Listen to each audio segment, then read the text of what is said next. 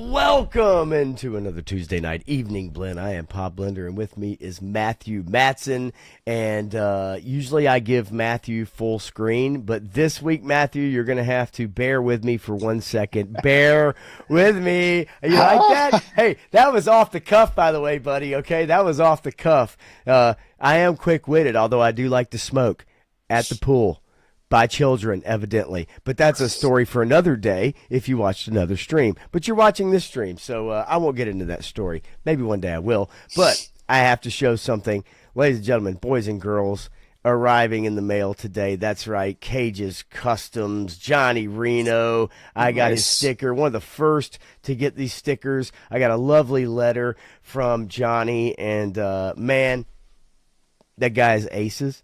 Nice. And, Johnny, you're the shit. And I hope you're doing very well. And I really, really appreciated these stickers and the really nice letter that you sent to me. I really appreciate that, man. So I just wanted to recognize that because that was fucking awesome, dude. Nice. Great to see him at least in the chat momentarily if he's able to. But yeah, hell yeah, man. That's cool. So now it's your turn, Matthew. Full screen. Bear with me as I get Matthew on full screen. Here we go. Take it away, Matthew. Well, I think you know what this is. And I don't know if you understand how big it is. So this is the howling werewolf, right? Oh yeah. And this is the bear, right? And then just to compare it, here's classified Storm Shadow. Holy shite. Man. Yeah. Comparison. Yeah. Yeah. And the ninja is a weapon. A ninja is a weapon. And then of course oh, stop it, you asshole. I'm sorry, folks. I didn't mean to cuss. Okay, I did. I don't give a shit. What are we talking about? Come on, Matthew. You held that from me. You held that from me. You son of a bitch. Well, guess what? I withheld these from you. That's right. Yes, Graph, whatever you want to call him. Motu figures. That's right. I know you've seen them. I know you love them. Hang on. We're going to go back and forth. We're going full screen back and forth because what you have is a lot sexier than what I have. I do have V1 Skeletor with the weird missing teeth. And then, obviously, our lovely and talented He-Man, courtesy of Giraffe. I received those at Joe Fest as Clint Jorgensen jumped and ran to me, excited to deliver those figures. And now it is your turn because we have sexy, lovely, talented. Who is this? This is Major Makoto Kusanagi from my favorite anime of all time, probably pretty darn close, The Ghost in the Shell. Yes. She's pretty awesome. Yes, she is. And then, of course, I have the From the Depths of the Abyss. Dude, come on. You're killing me. These are great.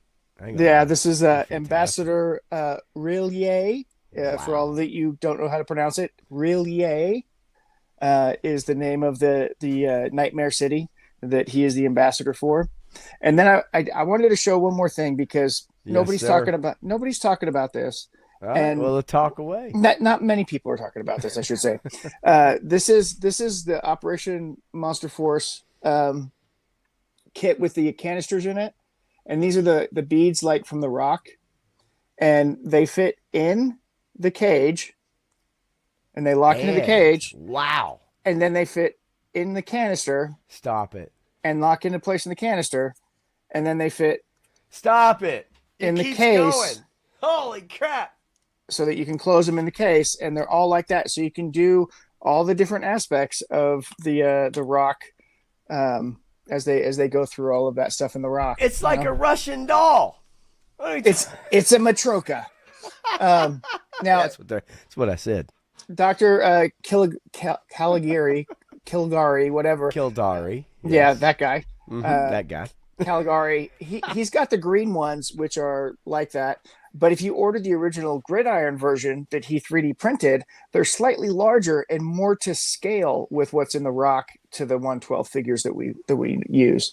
Okay. No, I mean those things are awesome. I'll have more to show next week, but that's what I have for that I've been playing with this week. Hopefully, you'll have more to show. Yeah, next week. I hope so. We shall see. Well, It's a I already process. do because this was only part of the stuff. So Okay. Oh, that's right. So hey, welcome to the show. Already in progress. Yeah. So we have a few things to talk about this week. And you have a review, Minions and Monsters. You took the family to go see Minions and Monsters. So I'll let you give your review on that. We are going to talk some G.I. Joe movie. We would be remiss if we did not discuss the Danny McBride clip. I'm going to bring that up. We're going to listen to it and parse that out a little bit. And we're going to discuss maybe our thoughts and what maybe we would like to see out of that.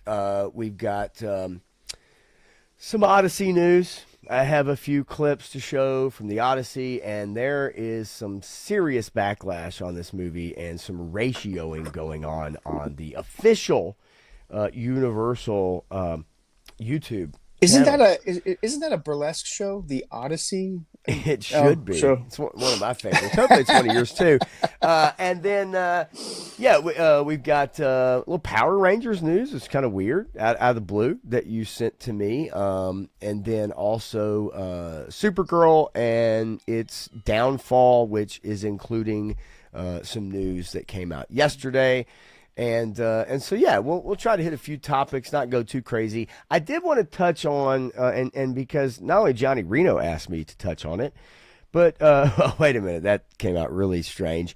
Let me rephrase that. Johnny Reno asked me to talk about the Sony ending physical discs for the PlayStation brand. And I want to get you That went guys' over like a thoughts. lead balloon. Man, did it not? Did it definitely? And so I want to get you guys' thoughts in the chat about that as well. It was inevitable. 99% of customers purchase their games on digital storefronts now, Yeah. but when it comes to physical store locations and physical media, that is a problem. So I want to touch on that story as well. So we got a few things to go over, but obviously we have to say hello to the fine folks who tune in early and often that are here every week. And of course, Cage's Customs, the lovely, talented Johnny Reno. What is up, Johnny? What's going on? Cheers to you, my friend. Good to see you, man. Glad you're here. Cooking with Eric Thurman. What's going on the West Coast, brother? Let's see. Yeah, there he is. 3-star draw. Had a conversation with him a little while ago. Is this the non-smoking section? It is for now, 3-star, but nice little inside joke. Cypher63, what is going on, friend? Good to see you as well. Let's see. Turk Murphy says, hey, been buying car parts. I know that's not what it says here, but I know what you said a little while ago. Turk's here. What's up, Turk? There he is. Oh, wait. Giraffe, very nice sticker. Yes, it is. And also, he said that V1 Skeletor is going to be worth millions, maybe $1 million in a week or two. I should have opened it up then, damn it. See, I told you. I hate opening the boxes up, Matthew. It's what happens. You hate playing with your toys. Yeah, I've heard that about. Oh, I have one toy that I play with Hey, all man, the time. and if you listen to Rob, I mean, they're made at the same factory our action figures are made at. So, Fun fact, that overstuffed spoiler costs as much as the badass bear. Says 3-star. And Giraffe says, Trader, you Not true. caved and got Destro. Were you not going to get Destro? I never said I was not going to get him. Are you sure you never said that? Yeah, I'm positive. I never said that. I'm just messing with you. I can't help it. It's too easy. I mean, it's my favorite form of Destro, and he had the despoiler, and Come on. there's things I like about it, things I don't like about it, but I mean, honestly, that's what the price Right. point is. I mean, everything's about that price point, and so, I think a lot of people are gonna, try and get it on clearance or something like that. But, and honestly, the fact that he comes with a freaking claymore. Come on, dude. That's one of the things. And yes. This shield is awesome. Yes. This claymore is badass. Can't wait. And guess what, guys? Guess what? He wears his sword on the correct side of his body, unlike the Japanese people. And you know what? You sent me a message while I was at Joe Fest to ask Lenny, because I did the little interview, and I apologize for the audio if you guys watched my little quick. It was a quick Billy on the street kind of interview, and not that I care for Billy, but it's just one of those quick little things. It was pop culture references and asking him favorite movie, favorite comic, whatever. And you sent me a message, and it was kind of after the fact, but you're like, ask him why they decided to put the swords, on the wrong side, and disrespect. But only for Asian the Japanese culture. people. Yeah, only for the Japanese. And it unfortunately was a little too late, but it would have been a pretty funny question to ask had I got it. 13th Assassin is here. What is up? Justin Booth, what is up? Let's see here as I go down. Don't want to miss anybody really quick. Yes, the Odyssey. It is, okay, it's weird. We'll get into it as far as tracking. We'll get into it. Yeah, it's a complicated numbers game that's going on right now. Very. And 13th Assassin, I don't blame you one bit for only buying physical. The problem is they're making it that much more difficult. War Chest is here lurking and selling that GameStop stock. Yeah, if you bought it when they shorted it, right, and you made a mint, then now would be the time to get rid of it. HK Viper, how you doing? What's going on? Let's see. 610 is in the house. Lick that like button and subscribe. Absolutely. I think I have as many subscribers as I do videos, and that's not a great ratio. So we got to improve on that. Let's see here really quickly. Hit another couple comments. 3-star draw says Bodvar is $10 more on BBTS. In the pre-sale, he was $30 cheaper than Destro. I mean, he was. I don't know, because I got him on sale too. He was on sale at BBTS when I got him. Right. Me. But still, he was more than Destro. Now, Bobby Wold is here, and let's see. I want to make sure I didn't miss Bobby's earlier comment. Okay, I don't know. I didn't see. It says, but if you're under the equator, shouldn't you be wearing your sword on the opposite side? As in, are you upside down? Your face says it all. And Turk says, it's not flying. Okay. All right. So, let's go through the numbers quickly. Let's go through these 10, glorious numbers. Because after that, it's time to dig into a little G.I. Joe.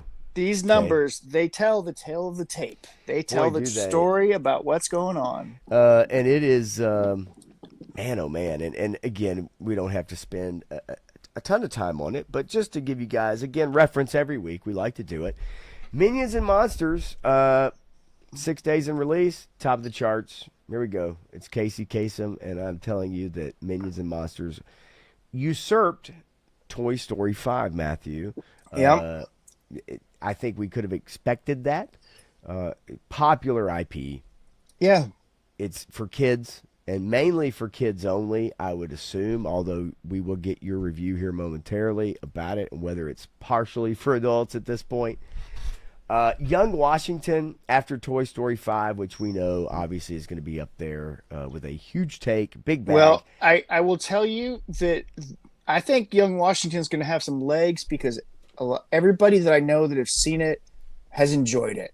I want to see it now. You know what? I want to see it more now than I did before. I already wanted to see it, but I was always worried about it. But I actually listened to a podcast, roundtable of historians, and one of which was the historical advisor on the film, and they talked to the filmmaker, and they actually talked about the changes that you have to make in adaptation onto film.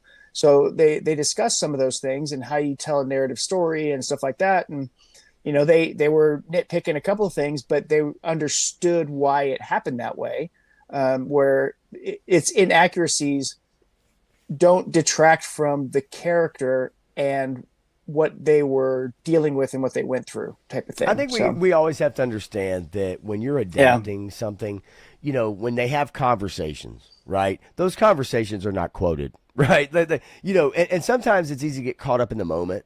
It's easy to get caught up in a good script or a good story or a movie, and you think sometimes, or you don't realize that like these conversations they didn't happen. If they did happen, someone it's their take on something happening. So you have to understand a lot of these adaptations. That's how that goes. But I do want to see it because I've heard great things about it. Yeah. And so yeah, man, coming in at 3, strong opening for a movie that really didn't get a lot of press, didn't get a lot of marketing. Yeah, just a little bit, just a little bit. Mm-hmm. So just an example of the historical thing. There's a book called The Complete Works of Miyamoto Musashi.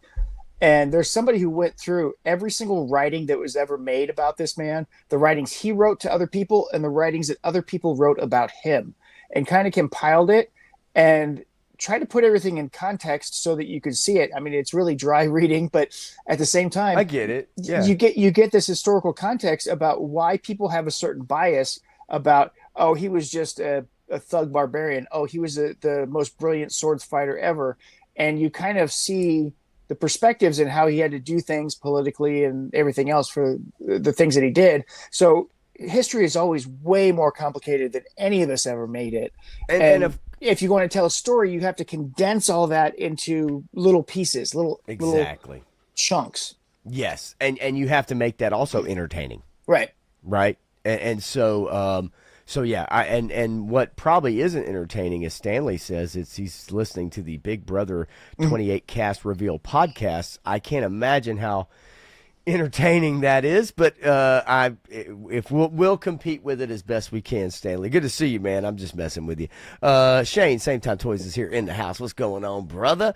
Bobby Willis says saw Minions and Monsters yesterday. Had a boring start, but wasn't a bad movie. We'll get into it here with your review momentarily as we get to this top 10. Triple D's Customs, how you doing, man? Always good to see you, brother. And yes, Guns Done. We're gonna get into that too, man. We have got to get into that too. And lastly, and before we move on, Giraffe says, I don't care what they tell you in school, George Washington cut down a cherry tree. My grandmother told me, and I think, Matthew, you and I both know where that reference is coming from Giraffe. Because that's a Cleopatra reference. Giraffe, tell me if I got that right. We heard about Cleopatra. One of the things that came from Cleopatra. Yeah, so anyway, all right. Supergirl is. I'm sure somebody said that about Anne Boleyn as well. 100%. Supergirl is descending faster than a speeding bullet. Finally made it over the $100 million Oh my mark. gosh! It finally broke it. This morning it hadn't broken it, so they must have recalculated. Yep, today's numbers. I did say, and look. I'm not Nostradamus by any means, but I did say I don't think this movie is going to make $200 million, and I'm pretty sure it's not going to make $200 million, and that is an absolute disaster for Supergirl. I didn't think it would do this bad. I thought it would have done a little bit better. Wow. A little bit better. I'm not saying a lot better. No. I feel it. I figured that just on momentum alone that it was going to make a quarter of what Superman made, right? No. Hey, do you know what the irony is? Do you know how much Superman made? Well, I don't think it made its budget back. No, so it didn't. Did it make anything? But the specific number the number that it made is sold. No, I don't recall offhand. No. 616, the Marvel Universe. Yes. Stop it. Yep, $616 million. That is quite convenient, isn't it? Yeah, Starfighter, what's going on, man? So Supergirl has been an abject failure. $316 Complete per failure. theater at this point. Huge drop-offs, and guess what? That's what happens when a movie doesn't have legs, right? Yep. It's what happens when you focus on the wrong things and have horrible cinematography. Obsession, 53 days, hanging in tough. Lady Virgo Cool, how the hell are you? What's going on? You lovely lady. It was such a pleasure meeting you at Joe Fest. I wish we had been able to spend a little more time together than being able to just take a picture. I think I followed your Instagram account the other day when you were streaming with somebody. Hell yeah. But yeah. But Obsession, man, for a movie that had a $750,000 budget, topping the $400 million mark at the box office is a triumph. They use that word all the time with movies. That is an absolute triumph. That is amazing.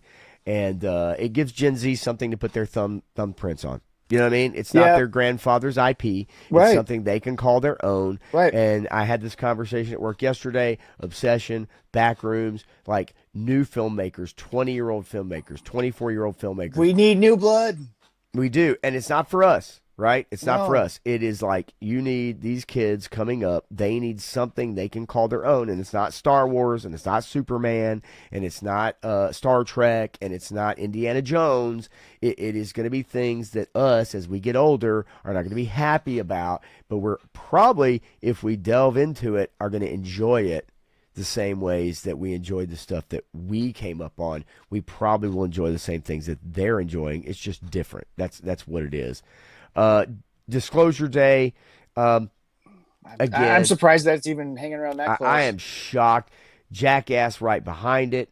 Scary Movie right behind that. And then we'll finish it up with Masters of the Universe, because I don't even want to mention Star Wars, The Mandalorian, and Grogu. Masters of the Universe is on its way out. It's Michael, it's however, done. Michael's close to $1 billion, and maybe, just maybe, it might reach the $1 billion mark. I saw Michael. I did enjoy it. It was good. I recommend it. So, it's good. That's our numbers. War Chest said he thought it would make at least 100. Supergirl would make 160 million. You know, I mean, as far as I understand it, I mean, they still have another 23 days that it's going to be in theaters. So if it continues to last even that long, there's potential that it could tick up there a little bit closer to that number, but it's going to be a slog to get there. Yeah, and the star, one of the stars of Obsession, the young lady, she has been fielding offers and been answering interviews about, would you do a Marvel movie and all that kind of stuff. I don't want to see. I hope she doesn't go that route. Yeah. I would love to see her kind of choose her own path and not get caught up in that grinder, honestly. But I also hope money changes everything. It changes everything, but I hope, and from what I've heard, most of these guys have some integrity, and so they don't want to sell the farm for an exorbitant amount of money. They want to keep control of what they make as best that they can, and continue to make small budget films so that they can be successful on their own right and build from there. And if they keep true to themselves in that, they'll do well for quite a while. But agree. Eventually people get folded into the system, and they sell out. And as we've seen with Spielberg and Ridley Scott and many of the others, so it's a hard thing to turn your back on. Yeah. I mean, the bottom line is like life-changing money is something that's hard to deny, and I'm not going to sit here and tell you that I would be able to just turn away and say, no, I'm going to keep making low budget indie films and scrap for, no, it's right. It's understandable. Yep. But at the very least, the quality part, the control part of it is what I'd like to see these young filmmakers maintain rather. Yeah. But I am excited at the very least for a couple of films, a couple of people that are able to do something for the younger generation, because so often it's easy for us to overlook that because of what we want, right? What we want. The G.I. Joe movie. We want a G.I. Joe movie. Well, how many 20-year-olds are sitting there screaming, we want a G.I. Joe movie? They don't care about that. Yeah, if you could drag them along kicking and screaming, that'd be great. But it's the reality. It's the reality. Well, and it's not what they want. You've said it before, and I just want to echo it again. It's like, it's their grandfather's properties. They're not interested in their grandfather's properties. They want something that's theirs. They want something that they can latch onto, that they can discover, that they can make their own new thing. And if that doesn't happen, the medium is dead. Yeah, you're right. It definitely Yeah, I had this conversation It's the yesterday. same thing with toys, folks. It's the same thing with toys. No, you're absolutely right. And I had this conversation yesterday at work with someone. We were talking about some new movies coming out, and this was last night. And I'm like, think about it.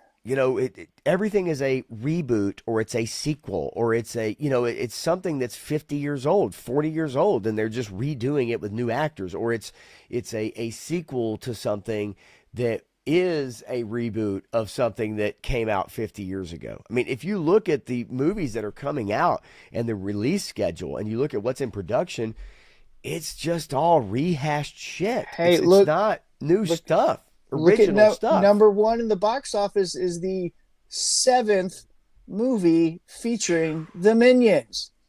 Risk averse is what it's called. Yes. And Yep. understandable, but when all the creatives get pushed out, unfortunately, it's it becomes a very bean counter industry, and about risk aversion, right?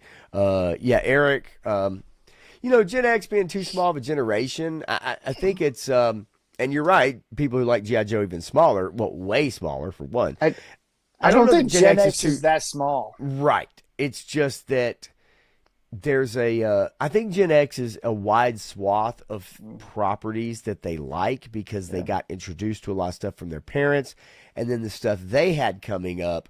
And so it's a very wide range. I think the kids coming up today, I don't think that they're into all the things that their parents have introduced them to. It just feels like, now if it is in fact the smallest generation as far as birth rates, that I don't know, but I will take it's your not, word for it. it can't be. I mean, millennials have to be much smaller. I mean, the movie Idiocracy predicted it pretty well. Well, again, Mother Slug, what's up? How you doing? Says, are we still talking about the movie, about movies? Isn't this a toy channel? Yeah, right. Isn't this a toy channel? Is it not a, wait, what the hell's wait, what's happening here? What the shit? Moment of silence. Okay. So anyway, and I get it. I think I know where you're coming from, Eric. Versus Gen X, all of what we think of as pop culture, right? Kind of in a way, but pop culture is downstream from politics. So you have to think about who do the corporations market to, right? They don't ever market to teenagers. They don't ever market to kids because kids don't have any money. Yeah, so you have to market to people 30, 40, 50 years old. And right now, the 50-year-olds, the 40, 50-year-olds have got the marketing power, right? House directed at us. This is why they're making Masters of the Universe. It's why they're making G.I. Joe. It's why they're doing all these things. Transformers are still going strong, right? Because they're marketing to us. Some of these properties have reinvented themselves so many times, Teenage Mutant Ninja Turtles, Transformers, that there are younger generations that love them as well in different incarnations. So you can continue those properties. Other properties, G.I. Joe, Thundar the Barbarian, He-Man, have never really had a good reboot to vitalize a new generation of people who love it. And I think what we confuse a lot of times is the stuff we like that we think everybody else is going to like, that we think other people think is cool. And this is what happened with Masters of the Universe, is that all the Motu guys were so vocal saying, everybody's going to love this. Everybody's going to come see this. And this is going to be the greatest thing ever. And guess what? Only the Motu people went and saw it. And even then, a lot of those folks probably can't make it to the theater, or didn't make it to the theater, or don't have the money to. I mean, it's, and I don't know. but yeah, I know exactly what you're saying, and it is true. I mean, it really is. So we're gonna get into this G.I. Joe story because I want to get you guys' comments in the chat. I want to get what you guys think about this storyline. If this is the proposed storyline. Giraffe says really quickly they need to go dark with Motu so it can live on through generations like Conan. Filmation helped temporarily, but hurt the IP overall, in my opinion. Now, without bringing the article up, because I'm not going to, we'll touch on this quickly. Yes, Amazon is preparing for a sequel to Masters of the Universe. That is the plan. They knew they'd take a loss on this movie. They are preparing to try to get this IP out and get it in the zeitgeist and try to drum up excitement for it and try to turn it into something. I I, I don't know, I've man. I've got to disagree with you, Graf, just a little bit, and say the vast majority of people that are Masters of the Universe fans are because of the cartoon. It's like the vast majority of GI Joe fans are because of the cartoon. Right? That's what they know as GI Joe. That's what they know as He-Man. Right? Very few people read those comics that came with the figures and fell in love with that because they loved Conan. Right? Many people found Conan because of those comics. Okay, but Conan is not He-Man, and they diverted quite pronouncedly when they made the cartoon and even in the comics, because Masters of the Universe has much more of a sci-fi element than Conan does, and I if you turn He-Man too dark, then he's trying to mimic Conan, and it's not the same. Well, I'm trying to make sure I understand the comment because Draft saying they need to go dark with Motu so it can live on through generations. As in, do they need to kind of take a break Oh yeah, on it, okay, go dark like that, or are you saying go dark as in maybe go harder, hardcore as far as what the instead of the goofiness or whatever? I sure, just want to make okay. sure I understand that comment Well, I because think I know exactly what you're saying, Matthew, I think about that. either way, you hurt the brand because you still need the revitalization. Yeah, no, I agree. I think things like Star Wars need to go dark. I think Doctor Who needs to go dark. I think Star Trek needs to go dark for a while, and make people miss it. Matthew is ambassador worth $50 after shipping. I forgot about him at Joe Fest, and when I went back, he was sold out. It's got to be pretty super duper for me to buy the FMF, OMF.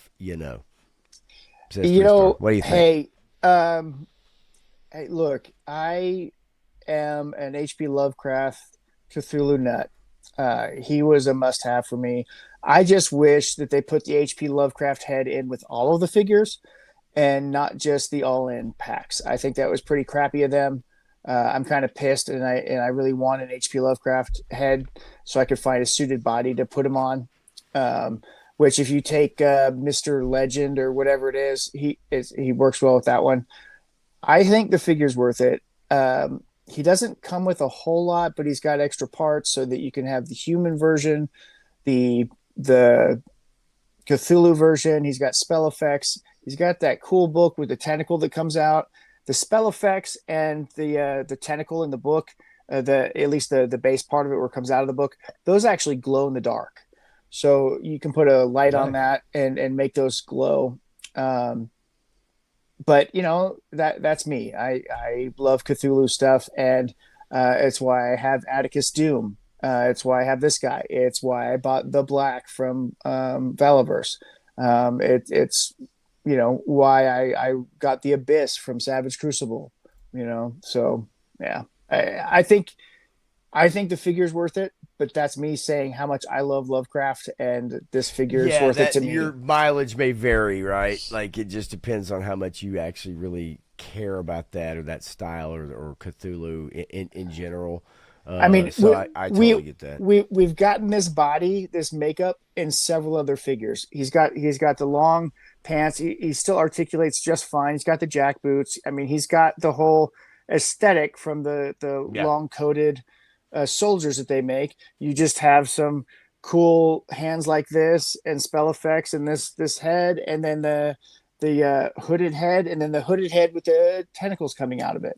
So I think it's pretty cool. So I think it looks good in pictures too. So So Graf says here, honestly, you're 100% correct, Matthew. I've just disliked that cartoon for 40 plus years now, and I'm a Sour Motu fan. And honestly, I totally get it because I yeah, can't for the watch that people thing. I can't for the watch that people that came cartoon. up on the mini comics, right, and like the actual more, I say hardcore, but yeah, they probably they have not been catered to when it Yeah. comes to Well, He-Man in particular, right? I mean, Tom Connors was pissed, obviously, right? Yeah, yeah, right. Justin Booth says, I like both Motu films, but the dialogue, jokes, and musical score of the 87 film was executed better, just my opinion. And Oh, that's a hot I take, understand. buddy. Yeah, That's a that's a hot pretty take. hot take. I Brian agree. May did the soundtrack for this one, and I thought he freaking killed it. But I I, thought it was pretty good. But I mean, the Motu soundtrack from this movie is one that I think is worth getting. it is. I thought it was pretty good. I thought Yeah. I did. I enjoyed it. But I can understand people that maybe feel differently, and especially if you are a big Motu fan. I totally get it. But it is time to talk GI Joe. Let's watch the Oh quick. man, Picard season 3 was the best of anything of the modern era of Trek. I thought Picard season 3 was the perfect wrap up for Next Generation. I actually enjoyed Picard season 3. I And you did. don't I have to thought watch it was 1 and good. 2. You don't, and I thought it was really good. It was a great send off for the cast of the Next Yeah. Generation. I thought it did them justice. I But did the rest of enjoy your that. statement, I totally agree with. Fire Yep. them all, put it to bed, let it rest for a while. It's got to take a break. Yeah. Okay, so let's take a listen, y'all. Let's jump into Danny McBride. This is the part of the Happy, Sad, Confused podcast, and with Josh Horowitz, and this is him just Horowitz. describing his GI Joe movie that evidently he is now confirming, which is a very dangerous thing to do to get people excited about. So I don't know. We'll see. You're writing a G.I. Joe movie? I've written one. Yes. I'm stoked about it. I'm really fired up about the script. Paramount seems fired up about it. So hopefully we're shooting it next year. So I know you don't need to spoil anything, but just like your history with G.I. Joe, was it the cartoon, the action figures? Like, what did you want to honor in this script? It was definitely the cartoons and the comics, and like G.I. Joe was my thing when I was a kid. I liked that more than Star Wars, more than anything. Like I loved G.I. Joe, and I still have all the characters, and I tried to give my G.I. Joe. Okay, I have to pause here. When anybody tells me that they have all of their toys, right, or whatever, they say, I still have all the characters and not figures. Listen. That brings up a curious. We're not done yet, by the way. So Yeah. we're going to parse through this again, but Yeah. go ahead. I mean, let's take this in context. Okay, he's a guy in Hollywood. He's been making his way through Hollywood. He grew up in an era like we all did, where playing with toys and keeping your toys was frowned upon and thought childish and all this other stuff. And some people caught over it. Some people kept them in hiding, whatever. And so you go along to get along, and you kind of pick up the parlance of your buddies, right?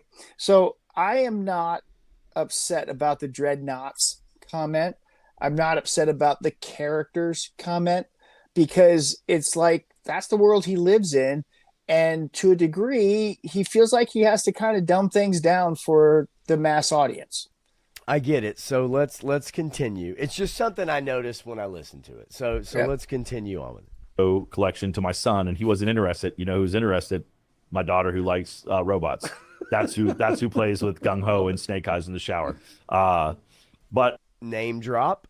I've always loved it, and Hey, and Gung Ho's so I had an idea.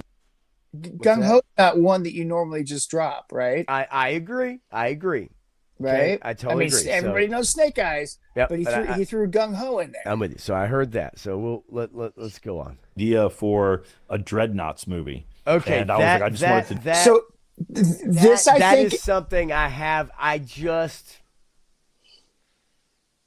I Hey, don't know, man. Dreadnoughts. hey. That's interesting. how do some of our friends say Zartan's name? I can't. Zartan. Zertan? Zartan. Some people say for the Serpenter? Pacific Ocean, they say the specific ocean, Yeah. or when they say specifically, they say Pacific. I get it. Yeah, and It's you've got Serpenter. How do you not remember Dreadnoughts? How do you not remember that? Look, I'm telling you, it's those aren't the red flags that you got to worry about. I mean, he's talking about Springfield. He's talking about this other stuff. So, as we get through it, And this is off the cuff. It's off the cuff. And I mean, this guy's done a lot of drugs in his day.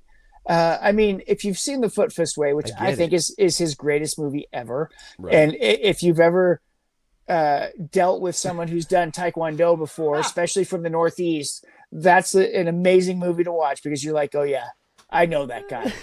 He doesn't even have a daughter, says Giraffe. Come on. That's very funny. That's good shit. All right, let's get through this here. Do a Dreadnoughts movie, and I went to Paramount and pitched it, and they were like, well, the franchise kind of needs to be like, it needs to be launched, so we can't come out with a Dreadnoughts movie. Would you have a take on would you have an angle for G.I. Joe proper?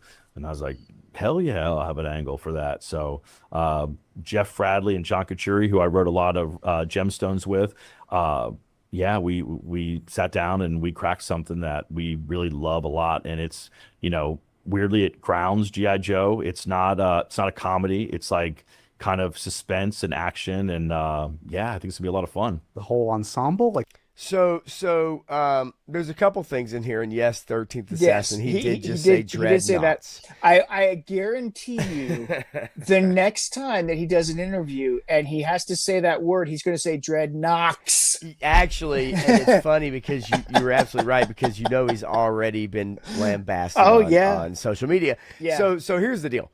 I really like this guy. Okay, I'm not gonna lie. I do really like this guy.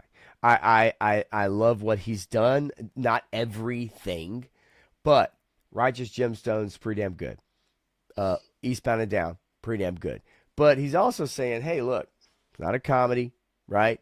And then obviously here momentarily he gets into I believe the meat of it. So we'll continue with this. And I will say this. I will say this about him too. So when he steps outside his lane and does something other than comedy, he doesn't do as well.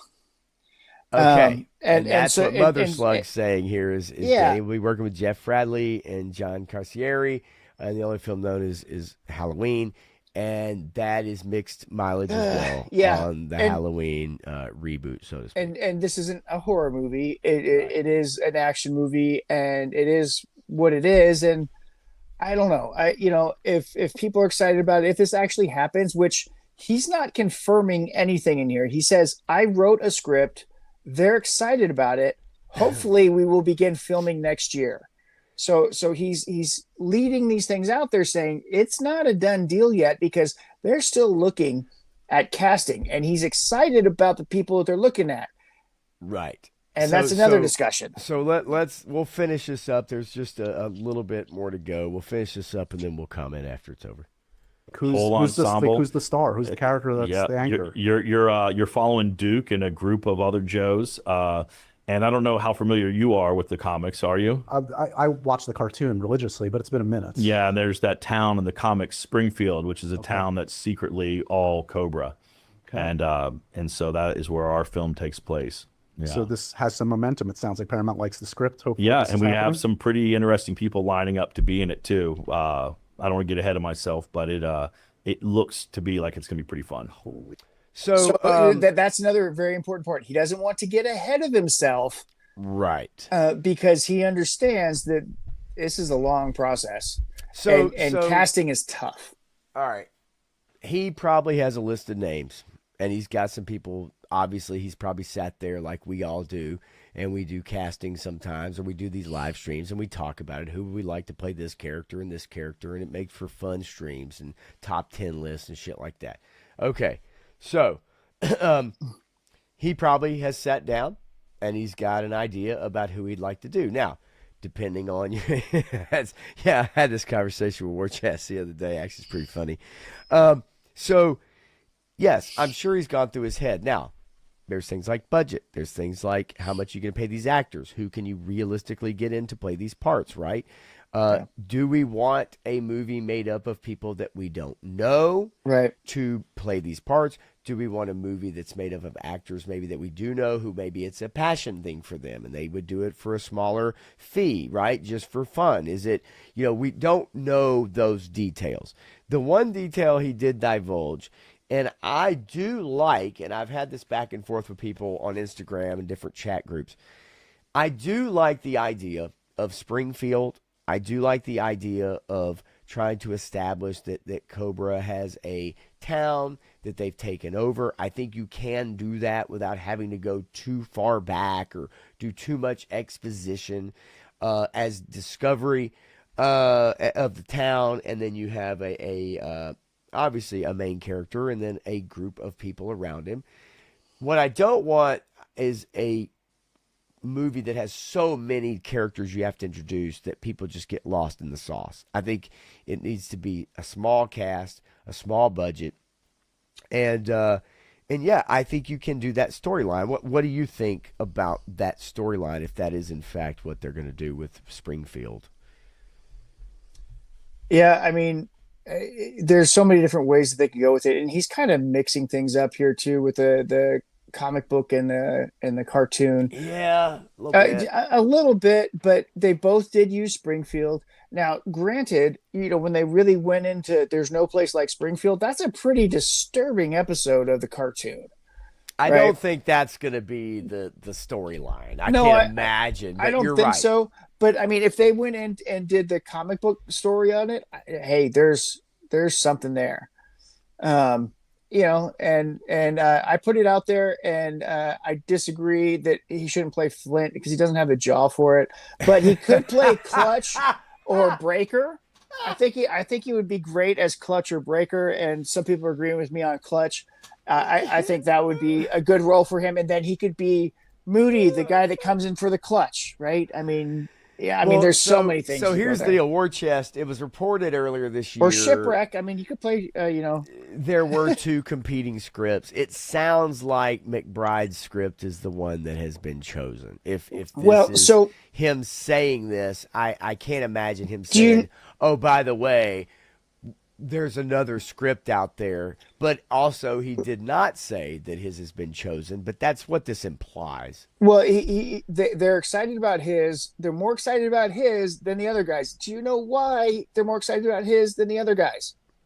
Probably because he's more well known. I don't know. No, the other guy's way more well known than he is. I can't recall who John Landis. That's right, John Landis. But there's a reason why John Landis has been outcast from Hollywood, and it's because of Me Too accusations. Me Too accusations have canceled Landis. And, one of the most famous directors' sons has been outcast from Hollywood because of accusations that have been unfounded and never gone to court. No criminal charges. Nothing has moved forward with it. It's all hearsay. And when you condemn someone on hearsay, that smells of fascism to me, because innocent until proven guilty. But you know how that town works, especially after the Me Too movement. Hollywood is all about perception, all about not reality. It's all about how you feel about something. It is interesting, though, because it just smells of like this is him kind of getting the word out there. He's been given the green light to start talking about it. And I don't think he would go on, because this is a very, very listened to podcast. Okay. Yeah. He doesn't have a huge YouTube subscriber base, but his podcasts do get a lot of views, a lot of listens rather.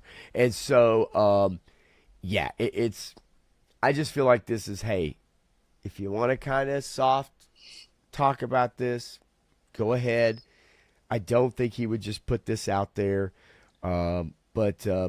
Again, just from the script, from the storyline part of it, what do you think about that as far as a Springfield, infiltrating, trying to root out Cobra out of Springfield? Hey, you know what? I'm a G.I. Joe shill, okay? I love G.I. Joe, so I want there to be more stuff, but I'm going to call out bullshit when I see bullshit. And you know what? But I also like things that other people don't. There's Rise of Cobra has moments. It is cheesy, it is campy, is all get out, but it still kind of feels like G.I. Joe. Retaliation, the extended action cut, I think is a really good movie. For what it is. Snake Eyes, that's a piece of crap movie. They should not be associated with G.I. Joe whatsoever. But if they could do something like Resolute, if they could do something like, hell, even the mass device or the Weather Dominator. I mean, those two things are not that far out from science today, right? So that's just enough. I don't think they're unheard of to adapt. I think those Yeah. things would be fun to adapt, but I do believe it needs to be period piece. I don't want any cell phones. I don't Yeah. want any modern technology. Well, I don't want anything that can interrupt a plot like we have now. I would prefer it to be a period piece set in the 80s. yeah. I think that makes things far more interesting than anything today can really do. There's so many workarounds today when it comes to communication and Well, being, in was it trouble, suspense, things of those nature. Die from modern Hard 4, technology. Live Free or Die Hard Light? Die Hard 4 Uh-huh. really was the last one that tried to bridge that gap. And now we're beyond that gap. We're on the other side of that now. Yes. And everything is so different. And you can't tell these adventure action stories anymore. You have to go back in time. It's like Edgar Wright has said, I don't ever want to make a film with cell phones in it.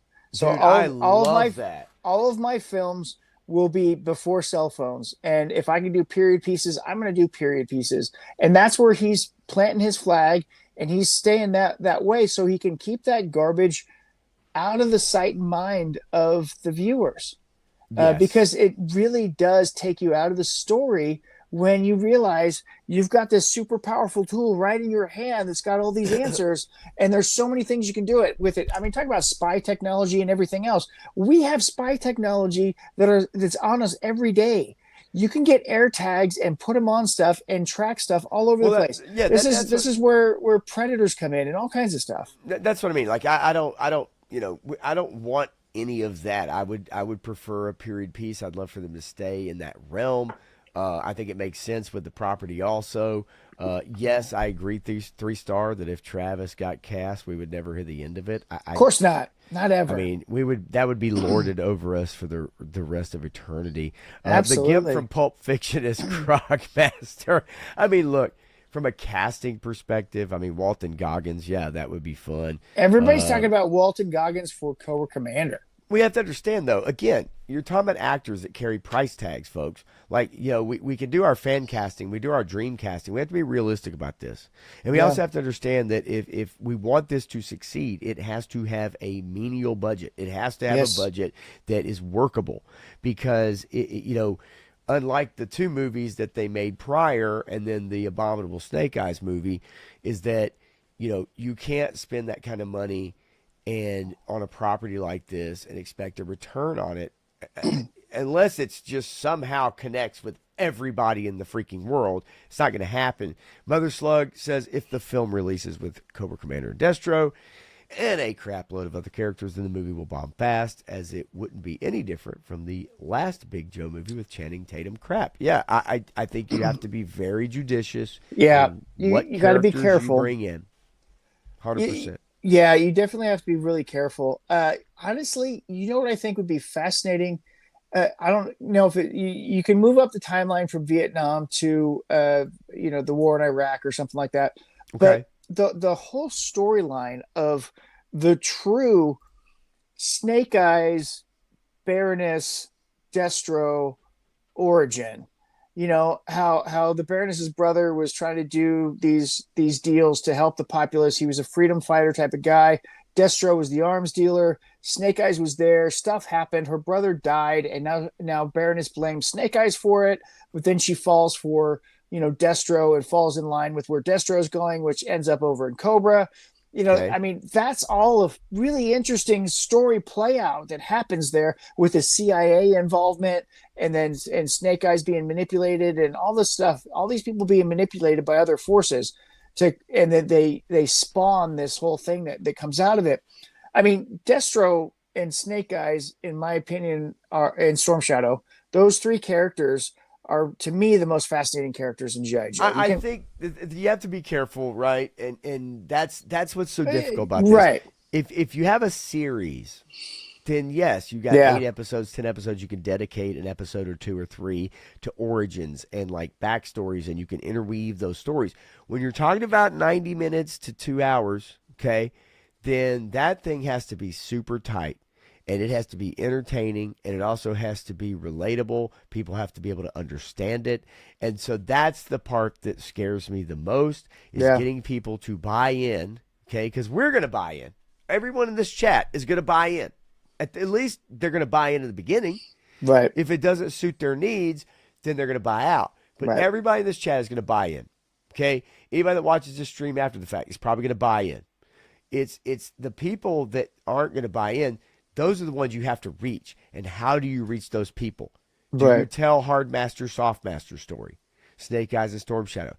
God, we've seen it so many times in animation. We've seen it so many times. Is that the story you want? No, that's not the story. That's not we the need to story tell. I want. No. You know, I don't want that. I don't want it to be reductive to just ninjas, you know, Yeah. and I get it. Like, that's great to a lot of people. That's why Snake Eyes is so popular. Storm Shadow is so popular. Yeah. No, I want a period piece with character accurate portrayals that, yes, you can have the fantastical elements and you can have Destro. You can have these elements, but you can't introduce 20 freaking characters in a movie. You Yeah. can't go so outside the bounds that it's so fantastical that it's not somewhat grounded. Just my opinion. I Yeah. just think if you're trying to cast a wide net. So I don't know what you do here. Do you cast a small net and get as many old fish as you can? Do you cast a wide Honestly, net and you try to get the old fish with some young fish? What do you do? I honestly, if Larry Hama wrote both of these stories, he wrote the IDW Origins for GI Joe, the first 5 issues, right? He also wrote GI Joe Declassified, a 3-issue series from Devil's Due Publishing. Okay, if you adapt either one of those stories as your first movie, you have built the foundation for everything that you need. And they're very simple stories, right? You've got Declassified is the retelling of Operation Doomsday, but from a slightly different perspective that includes Jodie Shooter Craig, right? So she's the one that allowed them to get off that rooftop at the end. She was the sniper, right? Right. But you tell all these kind of origin stories.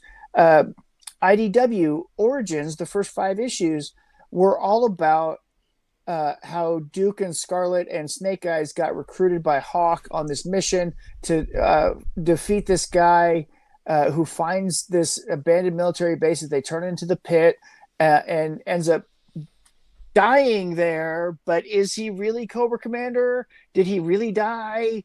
You know, there's all these questions that you have at the end of it. Is like, okay, you could say that's a one-off and that terrorist guy died, but he was a freaking genius and he was building an army and he sounds like Cobra Commander. So did he really die or did he not? And so that's always the question with that storyline moving forward. Okay, so again, that is one direction you can go. If you go with an already established Springfield, then you can't quite maybe do right, you know. And by the way, Yeah. Clint, Pacific time, I try to put it out there, you know, 10 Eastern, 9 Central.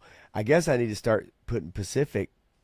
I never Time. put Pacific on there because I don't care about the people on the left coast. No, I'm kidding. No, I'm kidding. don't I'm say kidding. that. I'm I kidding. know you are, but Clint Kidding. is fantastic. Clint, good to see you, brother. Works as if they had just taken Resolute and went live action or something close to it. It Well, would kill. again- Yeah, I mean, you know, maybe. Again, maybe. that's another take. The only problem that I have with that is the Snake Eyes, Storm Shadow, yeah.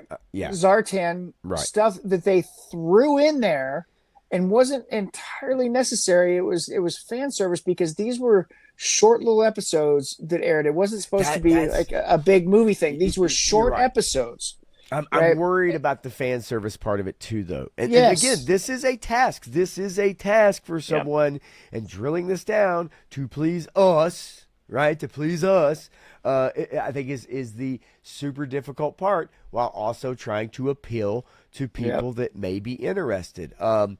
Let's see. Need to nail Baroness. Well, I mean, I'd love to nail Baroness, Eric. 3-star says, man, Snake Eyes got blamed for everything. Baroness's brother, CC's brother. I mean, he it's did. the He cross did. he has to bear, right? That's why he keeps rolling Snake Eyes. I mean, Hello. come on, folks. I would cast Gerard Butler as Destro for sure. Now, Picture now, movie Mother 300, Slug, this is Sparta.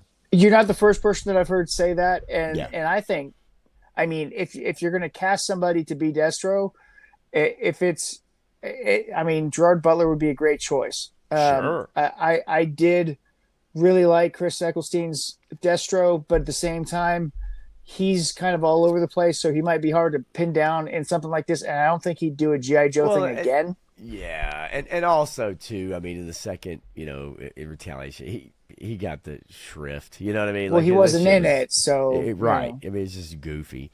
3 stars says Pauly Shores, Tomax, and Zaymont. Okay. So Weasel. Oh my God, I haven't heard that in a long time.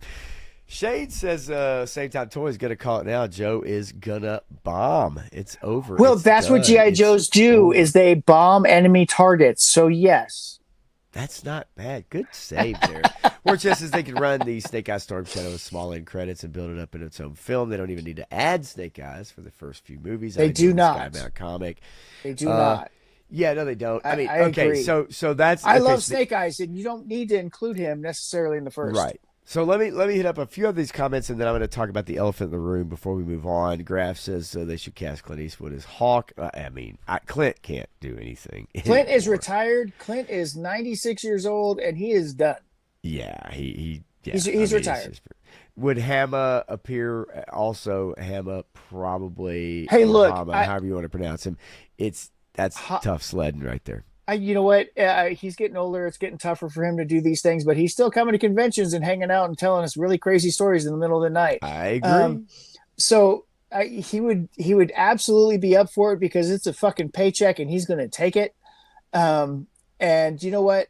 I think they would do a disservice if they did not include him in a guy passing by in the rain with an umbrella. Okay, I don't care. Have him on set. Have him walk through the pit, have him be one of the chaplain's assistants, whatever you got to do. You throw him in there as an old retired general who's passing it off to Flag or whatever. Yeah, no, I get it. Let's see here. Avengers work because all the lead-in movies. Joe isn't going to get that treatment. No, I mean, it obviously won't. But you have to start somewhere. You do have to start somewhere, and that's why they need to be smart about it. Stu from Lunch, how you doing, man? Good to see you. It is a dub bomb like these two dudes, Joe, and like you, Stu. Thank you, brother. Hell yeah. Love you, man. Yeah, hey, Joe fan. How you doing, buddy? Good to see you as well. Okay, so here's the elephant in the room. Why not just adapt the Energon universe? And then, if you're Paramount, okay, why not just then do an Energon universe Transformers movie? Okay. And then maybe, just maybe, if you can work this thing up, maybe do a Mask series or a small Mask movie, and then culminate that into the 3 of those properties getting together. Why maybe not do something like that? Okay, so here's the problem. How many comic books do you have to read to follow the Energon universe? Exactly. You took the words out of my mouth. I even need to say it. It's already too big of a property from the launch to intertwine all those things together. Are you going to start with the Cobra Commander story? Are you going to start with the Destro story? Are you going to start with the Scarlet story? Are you going to start with the Duke story? Which miniseries are you going to start with? Or are you going to just jump right into the story? And then you've got these giant transforming robots already right at the beginning, okay? And people are dying and causing animosity between the factions, right? While the Energon universe is fun, while it's entertaining, to adapt that to a film at this point would be so tedious. They could never do it right. Even if you did it in a TV series format, it would be extremely difficult to intertwine 3, now 4 books into this. Joseph, have a good night, and appreciate you tuning in. Come back next Tuesday if you can, and hang with us as long as you can, brother. Appreciate you stopping by, man. Have a good night. Yeah, no, you're right. I mean, look, it's too much. The only reason I brought it up is because I've heard that conversation. I have even brought it up myself. Yeah. However, we also know that as much as maybe some of us like that comic series, we also know that the sales of that comic series are not what we think it is. Have you looked at the sales numbers for it? Well, you can't find actual sales numbers for it. That's the problem. Not anymore, can you? Because the distribution's all screwed up and nobody can track the numbers anymore. But I will tell you what G.I. Joe sales numbers were at the end of at the height of IDW G.I. Joe. Okay. They were less than 20,000 books a month. Okay. So even with this new mix, they dropped down to about 3,000 when they got canceled. It's not big enough to support a huge property. It's just not. And I don't know where Skybound sits these days because nobody knows. But I do not believe that it is more than 20,000 books. I can't imagine it. We like to think that we're so many strong, like Flintstones vitamins and growing. Okay. Yeah. But we're not. It's reality. Okay. It's the same Let's thing not with kid Motu. ourselves. Mr. Wonderful, how you doing? What's up, Travis? It's the same thing with Motu. It's the same thing with all of these 40-year-old properties. Yep. Right. We are in our 50s and we're aging out of this stuff. And there's fewer and fewer of us every year that hold on to this. It is a problem. It is a problem that these studios have to consider. And think about this, y'all. And again, not to get grim. I don't want to get grim about it. Think about how long it takes to make a movie. Think about how long it takes to make a sequel. Think about how long it takes to make another movie that maybe ties into that movie, right? It takes years, right? So when you're talking about a franchise, exactly. So when you're talking about a franchise, right? You talk about Star Wars even back in the day. It's 10 years, 10 years, 8 to 10 years. So when you're talking about developing something, we have to be real about that. You have to be frank about that. And I think that unfortunately you can be frank. I'm going to be Matthew. Well, okay. All right. Well, you be Matthew. I'll be Frank. Actually, I'll be Sally. No, I'll be Shirley. I'll be Shirley. That's it. It's just the reality of it. And as much as we want and wish for these things, we have to understand how the glacial pace of these things happen and the money that's involved with it. Mother Slug says maybe Pop G.I. Joe could do really great in box office and get a sequel, and Transformers new movies are doing great as well, that they did a crossover movie, talk about While We Can Dream, and that's the fun of it. Ultimately, it's fun to talk about this. It's fun to get you guys' input and have these conversations.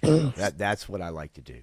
And with the torpedoing of James Gunn's entire world here at the current time frame, I believe that everybody moving forward will say, oh, yeah, all these nerds that were telling us the only reason the MCU is successful is because they had one successful movie, then they had another successful movie, and then they had another successful movie, and then they tied them together. They didn't necessarily have the idea that they were all going to tie together from the very beginning. They just wanted to throw things out there and say, hey, maybe we could do this in the future. Hey, maybe we could do that in the future, right? The DCEU started with Snyder trying to build this universe and combine everything from the beginning, and it crashed and burned because he didn't tell a solid Superman story, a solid Batman story, a solid Wonder Woman story before bringing them all together. Remember, Batman didn't even get his own movie. Batman did not get his own movie. And that is the greatest mistake that they ever made, because the two most popular superheroes in the world are Spider-Man and Batman. So I want to go through this really quickly. Joe Fan 84. This is probably one of the longest chats I've seen Joe Fan 84 actually lay down. So I want to go through this really quickly, and then we're going to move on from G.I. Joe. We're going to jump into Supergirl's downfall, and then we're going to get into the Odyssey. But we need to get your Minions review as well. So Joe Fan 84 says, if I were to make a movie, I'd start with Cobra Commander being a used car salesman that is angry at the government for not letting him do what he wants. He starts with a secret meeting every Saturday night, getting more and more, eventually going into terror stuff. Then he becomes such a menace that the government starts G.I. Joe as a team to deal with him. G.I. Joe has international permission to operate in different countries where Cobra has recruited. Hey, look, I like it. You know what? It sounds like the sequel to Falling Down. Just say. Hey, No doubt about it, bro. No doubt about it. That's actually what I was gonna say. I was gonna say falling down after the first part of it. That's freaking awesome. And Bobby says the way you guys are talking about aging out, we're in the 40s and 50s. Sound like I should start pitching GI Joe Life Alert dog tags. Actually, fuck, Bobby. You got a moneymaker right there, dude.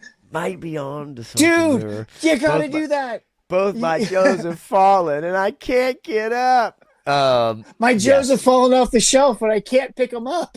J.G. Whitworth. Call 877 Joe now. 877 Joe now. Yeah, timber tripped me and I broke a hip. Wardchest says, who needs a Joe movie when I'm building a custom stole plane? Stolen plane? You're building a custom stolen? You son of a bitch. Chad is in the house. What's up, Chad? Listen, I would never, ever, 100% never get rowdy in here, Chad. You know that. Nobody here on this stream right now, nobody on this stream has that new Thor figure with that wonderful face of his. Hers. It's whatever. It's face. Anyway, moving along. Yes. So, yeah, Chad, if you feel free, as you always do, and I would never want you to not feel free, post your Joe idea in the chat for I guess a script. I say a script. That's kind of easy. A little No. Wait. I know. It's too easy. It's called Megaforce. That's all he's going to say is Megaforce. Stop it. Come on. Stop it. I mean, okay. it is the greatest G.I. Joe movie ever. I agree with you, Chad. It's a tranny Thor. It's the face sculpt at your own peril. Whatever, the new high-priced, deluxe, expensive Marvel Legends Thor that they just released. Yes. Okay, so here's the deal. We found out, Matthew, that it's called... I told you. I told you he was going to say that. Okay. I gotta love it. Okay. So here's the deal. We found out recently that there were competing cuts for Supergirl. There were actually 2 cuts being shipped and shopped and screened around for audiences, test audiences. And the studio decided to go with the one that was trimmed down, okay, that had as little exposition, so to speak, and cut Krim out of the movie as much as possible without losing the, I guess, the story. And so they were putting out 2 different cuts. Decided to go with the cut that they had. We found out that Supergirl has barely eclipsed the $100 million mark. As of today, it finally hit it. And Matthew, did you hear the news? Did you see the news for you Supergirl fans out there? Ladies and gentlemen, this film is officially done because right when Spider-Man is going to be coming out, Supergirl is targeting a July 28th digital release, just a little over 30 days after it went out to movie theaters. Hey, you know what? If it's less than 30 days, it's less than what Superman was in the theaters for, because Superman made it 30 days. But by the way, it took 3 times as long to hit some of the markers in sales that for Supergirl that Superman did. But everybody wanted those Fleshlight cups. Oh, I still want one of the Fleshlight cups. Are you kidding me? Seriously. I would do very dangerous things with that Fleshlight cup. No, seriously though. This is an admission of this is a admission of failure once again. As we saw, and I can't imagine, Chad. Nobody wants it on physical media. Who would buy this movie on physical media? Considering that everybody's getting rid of physical media anyway, it seems. Who would buy this film on physical media? Let alone who's going to watch this when it comes out on Prime Video, Vudu, Google Play, and Apple TV? Yeah. No one. Hey, Giraffe. No one.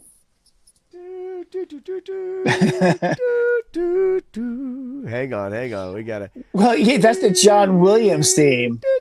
Oh, well, shit. Okay, so sue me. Actually, this might get copyright struck. I don't fucking know. Yeah, well, guess what? Giraffe will never let me hear the end of it. Yes, did I like Superman when I left the theater? Yes, I did. After subsequent watches, I understand its flaws. Supergirl? Not me. No, not that. me.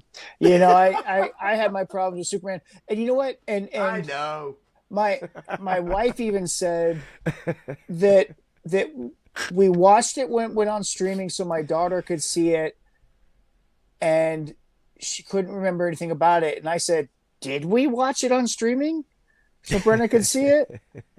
Because I don't remember watching it a second time. That movie was so bad. She just and she's even said, "I've tried to watch it again. I just can't." And I'm like, "Yeah, because it's terrible." Yeah, look, I mean, the bottom line is that, you know, a little over 30 days they're putting this out. I mean, this is an admission. And we also heard, you know, I think it was David Ellison? Who was it? Safran maybe, that talked about the fact that, you know, they finally admitted that Superman did not perform. And they went ahead and put it on digital. They went ahead and put it out because it did not perform. They said what everybody knew is that Superman did not make money. Everybody knew it. Yeah, and clearly, I mean, you can't hide from this. I mean, they barely broke $100 million, and they're already like moving on from it. Yeah, it's look, two competing cuts, showing those to test audiences.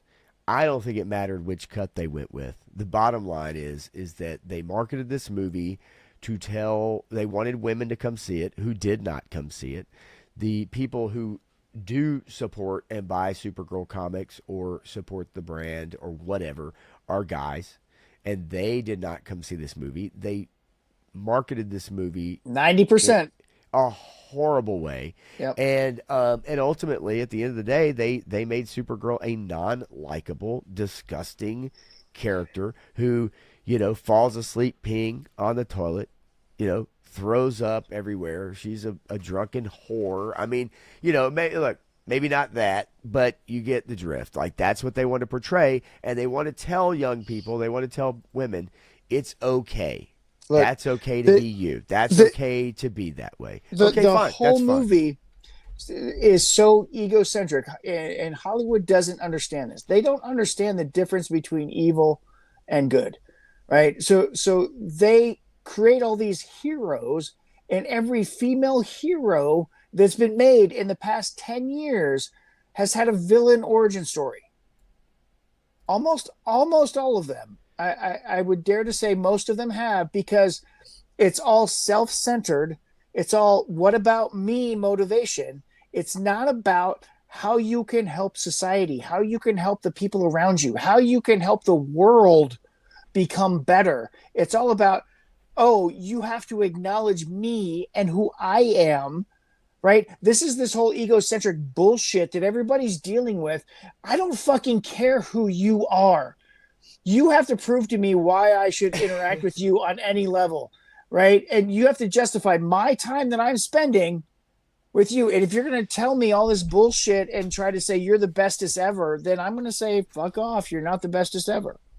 Well, I honestly think a lot of people got turned off by the cinematography. If you looked at the trailers and if you just looked at the film, it looked very brown, and then very red-ish, and then very brown-ish. I mean, there was no diversity. I say diversity in the film as far as locations. Yeah. They all look the same. It's, you know, and I think when people think about fantastical, when they think about going to space, when they think about going to different planets and different locations that are not of this world, you don't want to see Tatooine over and over and over again. And it literally, the marketing of this film exactly looked like that.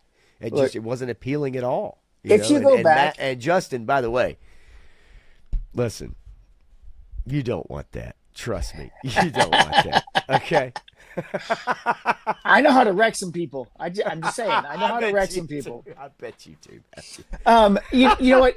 If you go back and you look at the 50s, the 60s, the 70s, the 80s, the 90s, and you look at our architecture, our cars, our car design, they were all very diverse.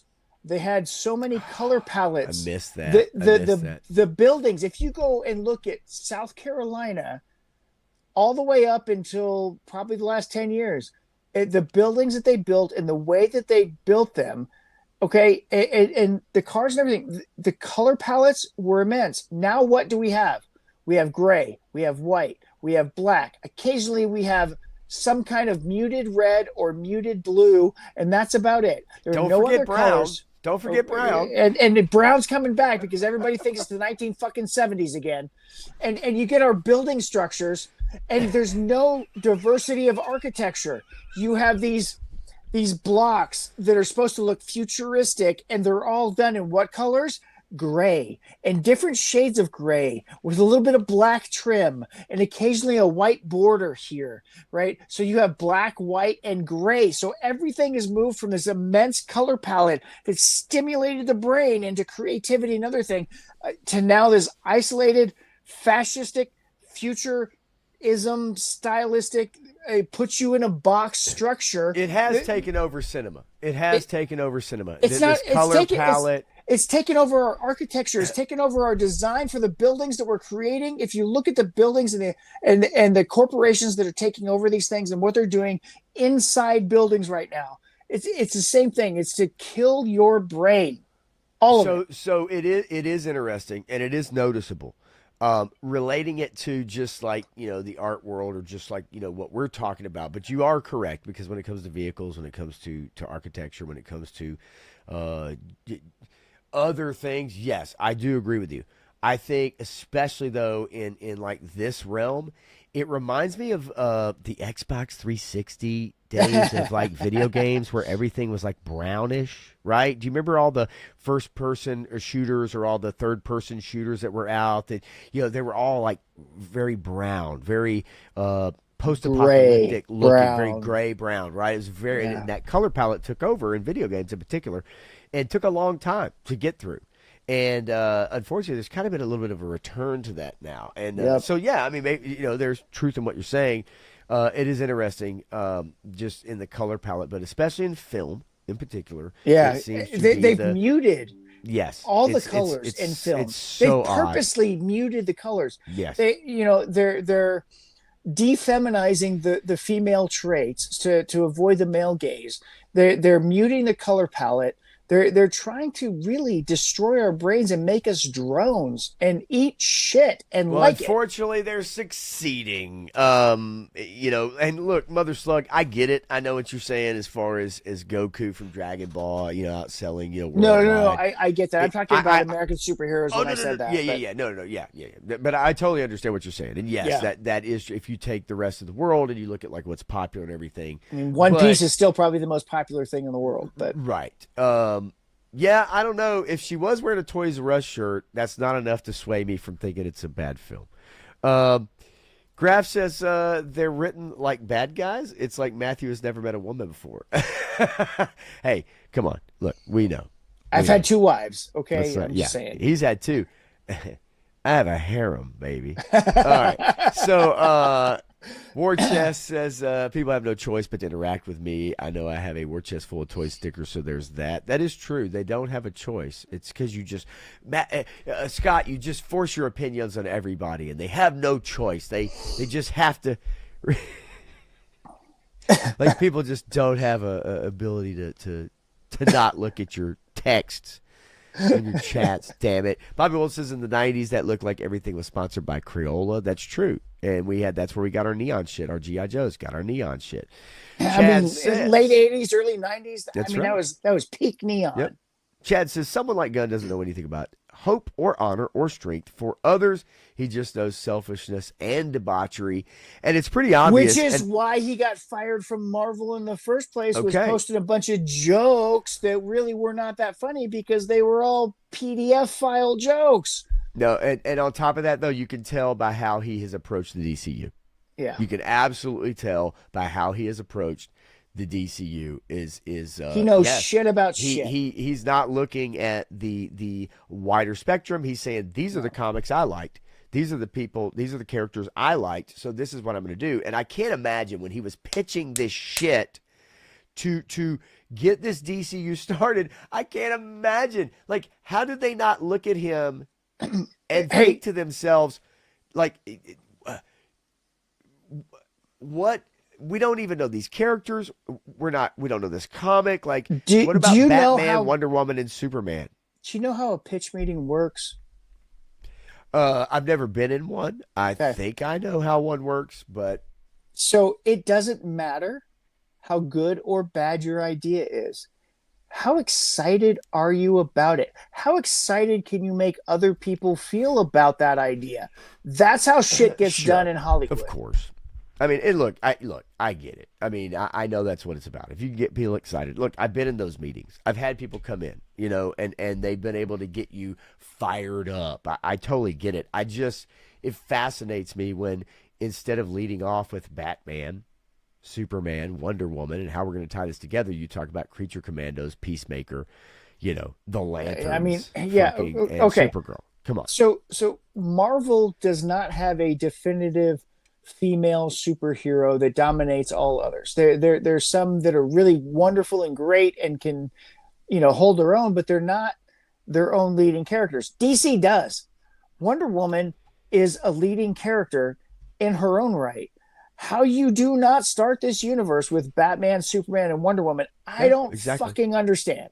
I don't either. And I agree. I think the leash is super tight. Listen, and he's fake already hipster, done. He's already fired. He just doesn't know it yet because they've already committed to making Man of Tomorrow.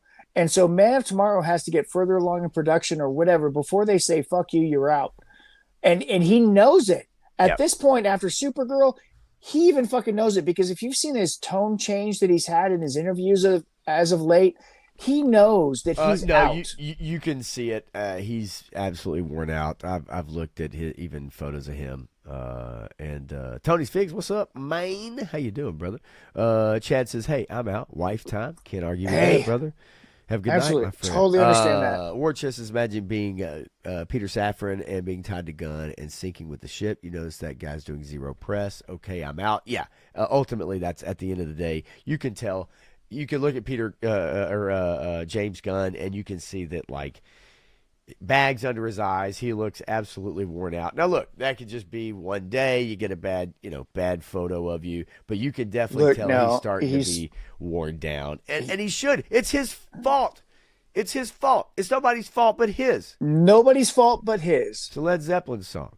Nobody's fault but mine. And we're going to move on after this comment as we say hello to Cooter's Garage. What's up, Cooter? Mother Slug says it's all part of the show. People is what these virtue signaling lefties are saying. Overtime, they make a movie. They don't care. Example, did you see latest news on Disney? They're selling Paris Disney. Why? I did come across that. I did not save it. We won't go over it tonight, but I did see that.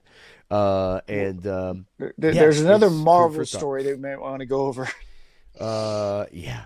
Okay. I had to bring this up because I have seen that, there is, there's some problems with the Odyssey.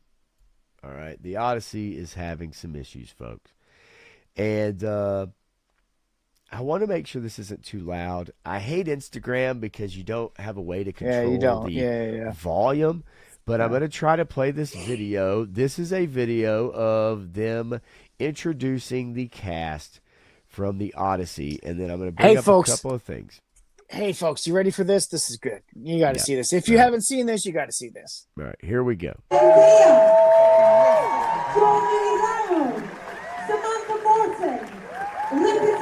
The younger, Paul Pattinson, Tom Holland, Anne Hathaway, Matt Damon, and Christopher Nolan. We'll let it play one more time. just so you can watch the cast being introduced. There's nothing quite like a London premiere. This It's is incredible. Everyone is saying Millie fantastic. Square, with all of you. Let's see if I can get it one more time. I do hate trying to play Instagram on streams because I hate just Instagram for does watching not videos. participate. No, it doesn't go well. Warwick Davis. Yeah, Matt Damon. He's not that tall, but he towers over Paige in every aspect. Let's see here. I'll bring it up on another one, and then I'll just play it one more time. Let me pause it. All right, here we go. You didn't know who was in the Odyssey? Just to clarify who he is. So one more time. Here's the cast. Now, the audio is not going to be really with the video, okay? But just watch as the cast gets introduced, and we're going to see one of these things does not look like the other. Warwick Davis, yeah. Warwick Davis is totally in it. You didn't know that?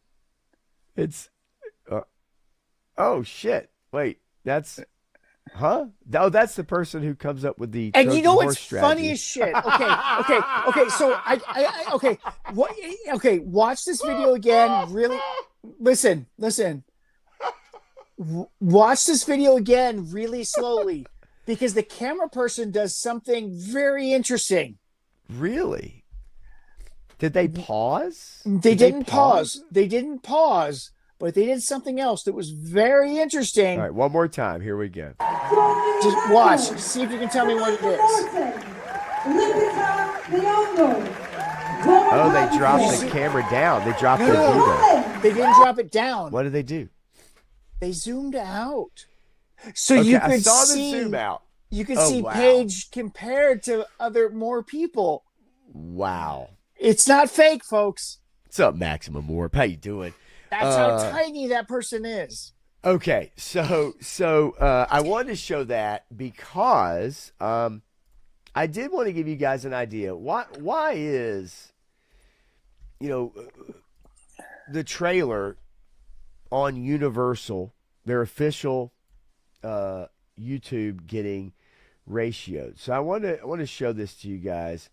If you look at July 1st, you see that the Odyssey trailer, very close to being ratioed. It had 32,000 likes. It had 31,000 dislikes. That was on July the 1st. And then on July the 2nd, here is your update.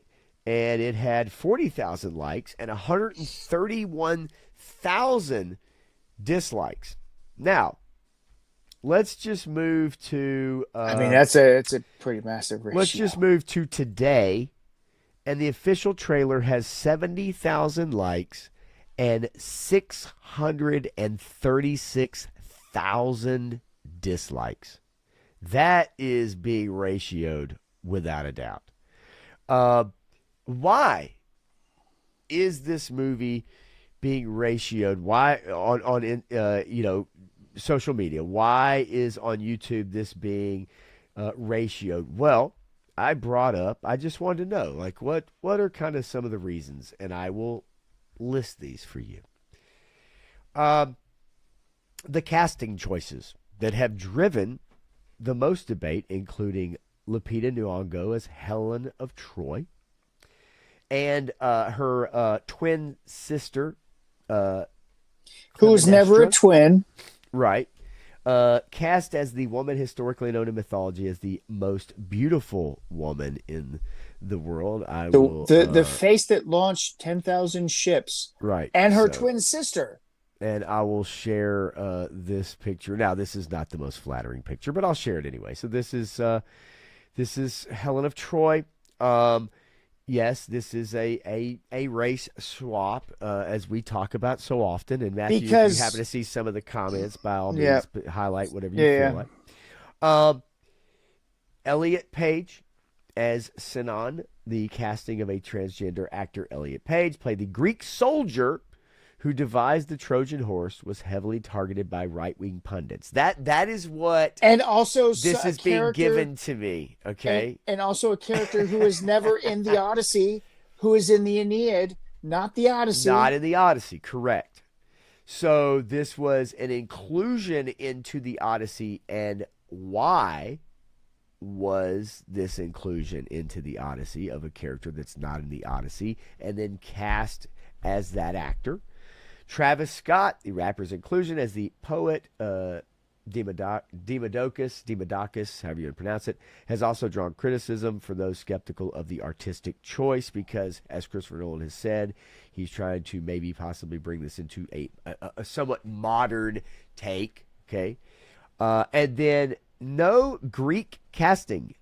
There are no Greek people cast in this movie. Lack of Greek representation among the broader ensemble.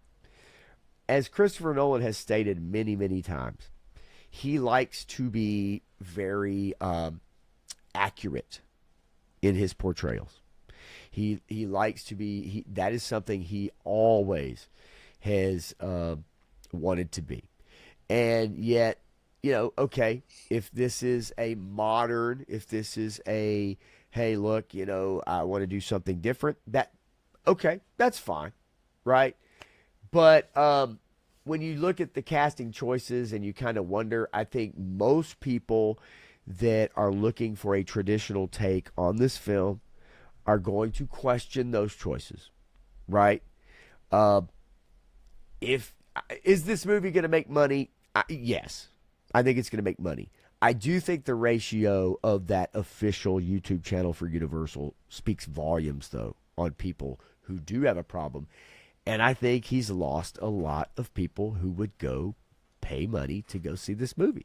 I think there's a lot of people. So my wife and I were actually having this debate this evening. Is like, I don't know how much of a pull the Nolan fans are going to have with this. And my wife is arguing back, saying, the Nolan fans are abandoning shit. And I'm like, I don't know. Because Nolan has so much hype around him that even his bomb of a movie could still be successful, right? Sure, absolutely. And because you have people that are Nolan fans. I mean, without a doubt. And I get that, but how much is that going to offset everybody else's like complete revulsion to this? I think, honestly, the international market is fucking done. I agree with you. I think they are going to tank this movie faster than anybody because the Chinese aren't going to want to see it. The Greeks aren't going to want to see it. And I think most of the Brits aren't going to want to see it.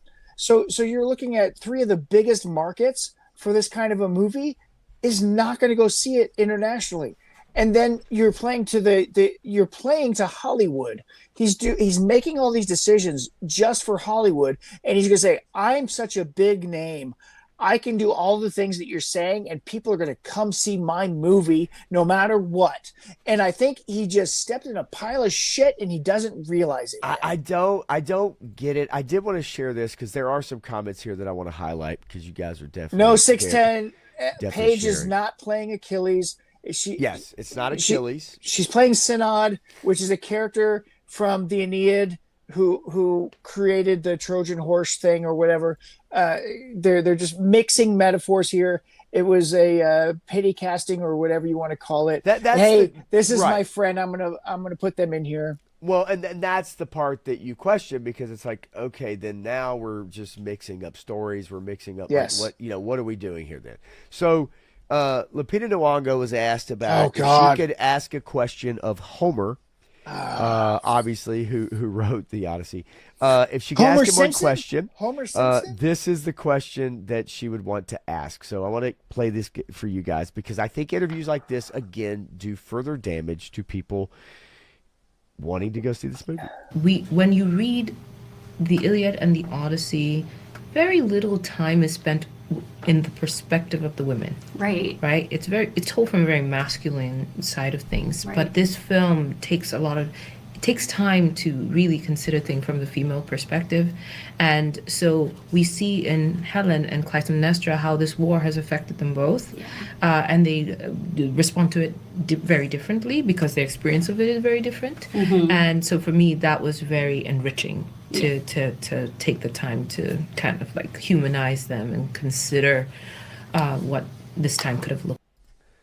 So So we need a female perspective on a story that's trying to be adapted and told to a mass audience? Is this what we need? You know what? I'm not going to question that aspect of it.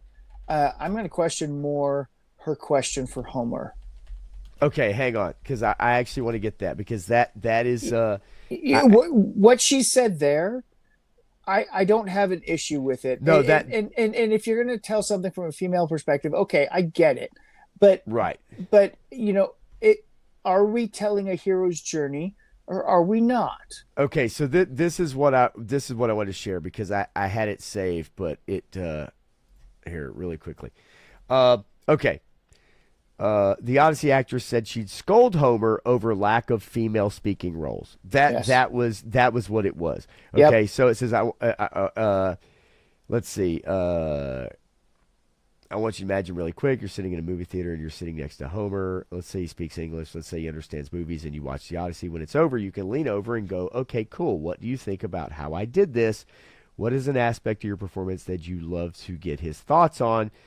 And she replied, "I would like." So, Homer, how do you feel about the screen time given to these women, considering how little time you spent with them? Okay. That was her answer. And you know what his response would be? I mean, quite frankly, his response would be to throw off a cliff. He did, right? It's not written for you. It's not go through your lens to make it for you, for your lens. I don't understand why these questions are so leading. To be sympathetic, to have an ear to what Homer was actually trying to do. He was trying to modernize storytelling that he learned. Okay. Right. So he was actually making a modernization of the tales that he learned when he did this. But at the same time, even in his time, it's not what the story's about. The story's about the hero's journey. The story's about the men who go to war and come back, because it's not the women who go to war. And even though we may try to say that women go to war and they do all these things in our military services and they're useful and all this other stuff, that's fine. Who does the combat? Men do the combat. Men. They bleed. They die. They sacrifice themselves for society, for their families, for the next generation. It's men who suffer in these situations. So it's a story for them from their perspective. So we've seen adaptations get kind of perverted or changed around or through a modern lens. We've seen that happen over time, right? We've seen classical works get changed. I don't know that this is what the audience is looking for. And the reality is that the international audience is the audience that's going to be, in my opinion, far more familiar with this story. Absolutely. It's going to be the one that is far more taken aback. Unlike Lupita Nyong'o, who has a fine arts degree, who's never even heard of Homer, the Iliad, the Odyssey, the Aeneid. She's never heard of those things before making this movie, but she has a fine arts degree. How the fuck does that happen? It is. In my opinion, it's fascinating that, I think Americans honestly are going to be the ones that are less affected by this, because we place such an emphasis on this kind of stuff in our culture now. I think Europeans and other people of the world are the ones that do not place an emphasis on this stuff like we do, and those are the people that are going to be more affected by an adaptation like this. Bobby, yes, I have 1 million of them. I have them all saved. I will share a few of those before we get out of here. Oh, gosh. Early reactions are breathtaking, astonishing, epic, flawless filmmaking, breathtaking, except for when bold, you look deeper, and perfection. Early reactions to the screening of the Odyssey have except been for met when you with look deeper, the classic mainstream media praise. We could expect nothing less. I am going to go see this movie. 100% I'm going to go see this movie. And I will give you, if I think it's good, I will tell you I think it's good. If I think any of the casting changes get in the way, I will tell you I think they get in the way. I hope I am surprised, pleasantly surprised, like I was with House of the Dragon, where those casting changes did not detract from the show. Regardless of what you think about House of the Dragon, whether you're on board or not, I was very concerned early on. Yeah. And those fears, or whatever you want to call them, were put aside because I thought the actor did an amazing job. Now, unfortunately, some of the problems with those casting choices are coming to roost in season 3 and moving forward. And this story changes from season 2, from Yes. season 1 to is now culminating into the complete destruction in season 3. I think I know where to go. So unfortunately, as much as I didn't have an issue with those, when they do get in the way of the future of the lore and the show, then that's where it becomes a problem. Now, modern first reaction audiences tend to have a lot of pronouns in the seats. Crow, that's 100%. Influencers now are getting, instead of critics, influencers are getting first dibs on early screenings. Not for this one. Not for this one. They banned all the influencers from coming to see the screening. They only wanted the paid shills coming to see the screenings. And that's where, we have to be careful, because whether it's influencers, whether it's your mainstream media, that's where you have to be careful about these early reactions, right? Because the early reactions on Supergirl is that it was amazing, is that Millie Alcock was fantastic, that the story was gripping, that the villain was great, and that Jason Momoa was convincing Lobo and steals the show, even though he's in the movie for about 4.5 minutes of screen time. So yeah, you know what I'm saying, hyperbolic, but you get what I'm saying. So yeah, always have to be careful when you read these early reactions. They're easy to gloss over, and if you notice, where is that person from? Are they from Hollywood Reporter? Are they from Variety? Right. Are they from Wired? Are they from Deadline? Are they from, most of these magazines, most of these websites are owned by 1 to 2 to 3 at most media companies who own them all. That's why you see the same headlines being recycled over and over and over again. Yep. It's a triumph. Return to form. We see it every time. Every time. It's the same language. I want this movie to be great. I want to see an epic. It's been a long time since I saw an epic movie that I really bought into, right? And so Lord of the Rings, right? I mean, that was the last one that I... Okay. So, yeah, I want nothing more. However, it just feels like, for the first time, at least to me, Christopher Nolan is trying to please other people than making a genuine... film. I agree with Gary from Neurotic on this one, and he's like, this is an agenda film. Okay, this is Nolan trying to prove that the Hollywood methodology that they've had for the past 10 years is correct, because I'm such a big name, people are going to come see this. So he made all these changes on purpose so that he could say they're correct, and people will come to see this, and it will be profitable. And if that is true, then he's going to boost wokeness, whatever you want to call it, for another 10 years. And it's going to kill them slowly again. If people don't come to see this and they see it for what it is, then Nolan will be proven wrong in his assumption, in his assertion, and in what he's done here, and he will fade into obscurity. I mean, do I think that's going to happen? Look, I don't know that that's going to be the case per se, but I do. We don't know. I don't know. The guy's been a damn good filmmaker, but this one feels just a little off. This one feels strange to me. I think he's about 50-50 for me, but Crow, this is Blood in the Water that ends a director's run. It's very possible. Joe Fan 84 sounds like a huge flop to me. I mean, look, I got to admit, that is a massive ratio on the official YouTube channel for this movie for Universal. That is huge, dude. That is a massive ratio. And I'll say it again, because I said it earlier. I'm going to say it again.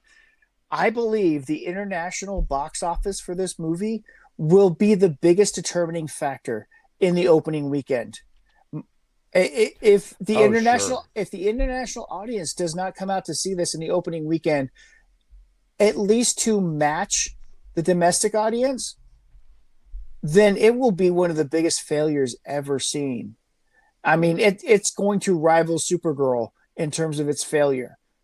Now, if the international audience matches the domestic audience, then it might make a profit. It might have some legs to it. But I don't see that happening with all of this stuff. As good of a storyteller as some people think he is, he's not as good as people think he is. Because I will tell you that if you go back and you review those movies in your head, you will say that half of them are good, half of them are I don't fully get them, or they don't make sense.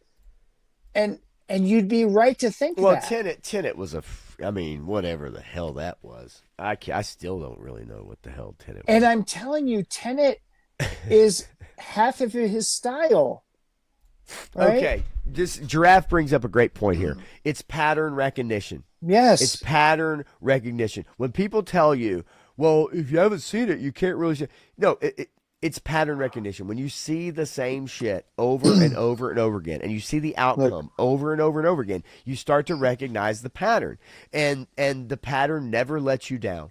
Then every once in a while, you get something that doesn't follow the pattern, and you go, oh, wow, I can't believe it. It zigged when it was supposed to zag. But it's pattern recognition. We see it time and time again, and it usually holds true. And I will tell you, as time goes on, more people do this. And anybody who says you have to see it to really know what it's about are people who are really, truly afraid. They're really, truly afraid because they know they didn't do a good job promoting this movie, putting the trailers out for this movie. They didn't do a good enough job to entice people to come see it with their words, with what they're doing. So the media surrounding it, the promotional material surrounding it, haven't enticed enough of the audience to overcome a bias of a $20 movie ticket to go see it. And that's the problem with Hollywood, is they don't fucking care about overcoming bias, and they don't care about bringing people in to see the movie. They think that they're morally justified in everything that they do, and you're going to come see it because you are morally reprehensible if you don't come see this. Okay, so I found this on X, and this honestly is how I feel so often when I read reviews from people about a lot of the movies when I see people on X and Instagram. What's that? Hold on 1 second. Yeah. Tenet is great, but you need to watch it several times to peel back the layers and understand it. That's a fucking terrible movie. Okay? And the more times you watch it, the dumber it fucking gets, in my opinion. And you can take it for whatever you want. If you like it, you love it, that's great. It's awesome. I appreciate it. But if the movie doesn't grab you on its initial presentation, it has failed. If you have to pin your eyeballs open in a Clockwork Orange manner and force this film down your brain gullet for you to like it, well, that's not a good film. The problem is that and you can't hear a fucking thing that happens in that movie. Agree. Because the sound is you just all took over the the words place. right out of my mouth. The sound direction is awful, and it's really difficult. And on top of that, for me, it's one thing to watch a movie maybe several times that I really enjoy. It's really difficult for me to watch a movie I didn't really enjoy several times to try to figure out, like, the different layers. Although, Stanley, I know what you're saying, and the spirit of what you're saying, I fully understand. Yeah, I get it. Because there have been pieces of media in the past. I get it. Like, it's like every time you watch it, you gain something new from it, or you notice something new from it, right? You piece that But it thing has together. to catch you the first time. Yeah, for me, just Tenet was not one of those movies. Now, when I watch Verbal Kint and Kaiser Soze, the Usual Suspects. Usual Suspects. That is a movie that I can go back and watch a few times and pull different things from. Okay? I love that movie the first time I saw it. Me every, too. Every time I watched it after that, there's so much more into that, and that's the layers you can peel back. That's the kind of movie I'm talking about when peeling those layers. So to me, that's that kind of film. But Stanley, I do understand the spirit of what you're saying. I disagree with Tenet being, getting better on rewatches. I think the first watch was difficult personally. No. But his sound mixing is so terrible. Yeah, it was rough. It's not Very just rough. Tenet. It's Inception had a problem with it too a little bit. And some of the other movies have a problem with it where he mutes the sound so much that you have to really come in close to listen, and then boom, all of a sudden it blasts your eardrums out. That kind of storytelling just doesn't work for the mass audience, and it may fill a niche audience, and that's fine. It's like, the movie Pi. Okay, if you've ever seen the movie Pi, you will never be able to watch it again. Okay, you can watch it all the way through, and you can appreciate it, and you can dissect it, and you can pull out all the art elements to it, and you can peel back the layers of all the storytelling elements of it. But I guarantee you, you will not be able to watch it all the way through a second time. That movie is incredibly disturbing, and incredibly slow in the storytelling. And you already, if you've seen it once, you already understand where it's going to. So you don't have to see the rest of it again. And that's the problem with modern storytelling, is they're depending on you to go see it the first time. But if you understand pattern recognition, you understand, I don't have to see the rest of it. I know where it's going. I know what story it's telling. And the trailers give you everything these days. That is a problem for sure. That is a huge problem. Yeah. Clint says, so weird being able to watch this show while making dinner with the sun still out. I mean, that's great. Making dinner, cooking it up, taking a listen to us, a couple of yahoos, man. I appreciate it, bro. I made some amazing bison burgers on the 4th, and this is awesome. So I want to share this because I saw this review, kind of semi-review on X, and you guys will probably see the context before I get to it. But Tom Page says, I'm not an influencer, just a humble interviewer, which is weird. I don't know if he meant to say reviewer, but says, I'll say this about the Odyssey. It's an astonishing spectacle and a brilliant, subversive adaptation. The scale was a given, but Nolan's psychological interrogation of events was what satisfied me most. A bracingly modern take. And I love the reply, because the reply... Imagine getting a master's degree in this shit just to bend over and thank some subversive communist for using a dab of lube before shoving himself balls deep up your ass. And then you look at Tom Page's credentials. He holds a master's degree in comparative literature from University College of London and a bachelor's degree in English language and literature from the University of Leeds. And I'm like, oh, okay, well, that makes all the sense in the world then. Like, it's... Yeah, the standard, just a humble interviewer, but the standard of education these days is very different than it was 100 years ago. Just holy shit! But I love this. I reviewed Tom Page reviewing the Odyssey. It's a good touche there. I can't lie. Okay, I don't know what this movie's going to do. I don't think it's going to do what people think it is. It is not going to make the numbers that they want to make. It's going to underperform. How much it underperforms? Will it bomb? I don't know. Will it do okay? I don't know. Because, again, I don't know how strong the Nolan bros and the normie market actually is for this kind of thing. It's tough to tell right now. But with the amount of discourse going on, I am going to be curious to see definitely where this thing actually ends up. I mean, for sure. It's going to be interesting.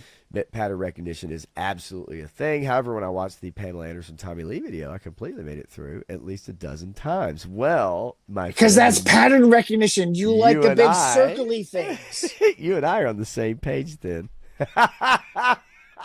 Cypher63 says I'll stream it on a rainy day.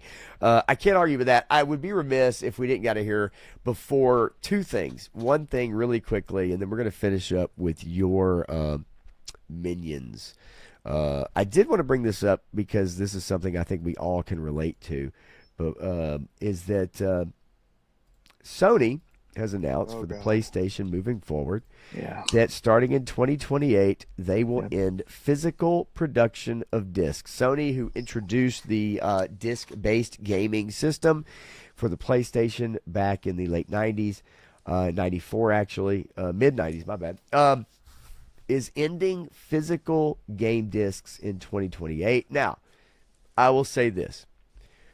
99%, as I mentioned earlier, of people buy their games now digitally. They do not go buy them at the store. I get it.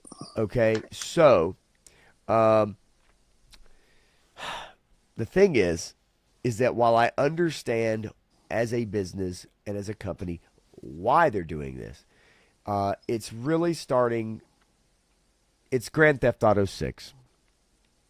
You can buy a physical edition, but it does not come with a disc. It has a code inside on a piece of cardboard. I think if any of us have played video games, we've bought physical versions of games that have a code on the inside and no disc. This will be the norm in 2028.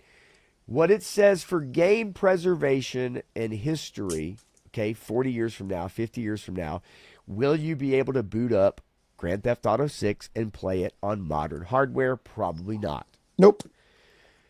If you had a PlayStation 5 and a disc that you could load it into, and maybe, unfortunately, because now games, you buy a disc, they have a day one patch and then updates regularly. So it's almost been a thing that's been around for longer than we want to think it has been. Yeah. But this will become the norm. And it is a blow to physical media. It's a blow to ownership, which is something that has been gone since the PlayStation 2 days, roughly. Yeah. Nintendo has gotten away from ownership. And it falls in line with the you will rent everything, own nothing, and be happy. Yep. And it's a damn shame that PlayStation, who ushered in disc-based gaming, was the main one, is now deciding that they'll no longer produce discs. And I get it. I do. As a company, it's just, I just feel for the fact that as all things happen, it's just something that's going to fall to the past. And unfortunately, the last 30 to 40 years of our lives, technology has only sped up, and so many things we used to use, are gone. Memes from this article are hilarious. Hasbro to stop production of all toys, and by 2028 you will have digital representations of your toys only. Hasbro did it. They did one for Hasbro, and they did one for everything you could think of. Is that Domino's Pizza did one, right? Domino's and Wendy's is like, moving forward, you will only have digital versions of our pizzas delivered to your door immediately. And everybody's jumped on this digital only platform, and it has blown up in Sony's face. I totally understand what you're saying. At the same time, and from the corporate perspective, I understand that too. But nobody's going to own a gaming system. Why do I not do everything on Steam now? Right? Because you can download things from Steam and they're yours forever. You can always download it and have that version of it. And good old games also is a digital storefront. If you do purchase on GOG and you download that game, you will always have a copy of that game to play. You will never lose it. You will always have it. But it speaks to a broader issue about physical media, and that is, as we saw, Sony recently is removing 550 plus titles. That if you had purchased all 550 titles on the PlayStation Network, guess what? They're all gone. You would lose all 550 titles. All gone.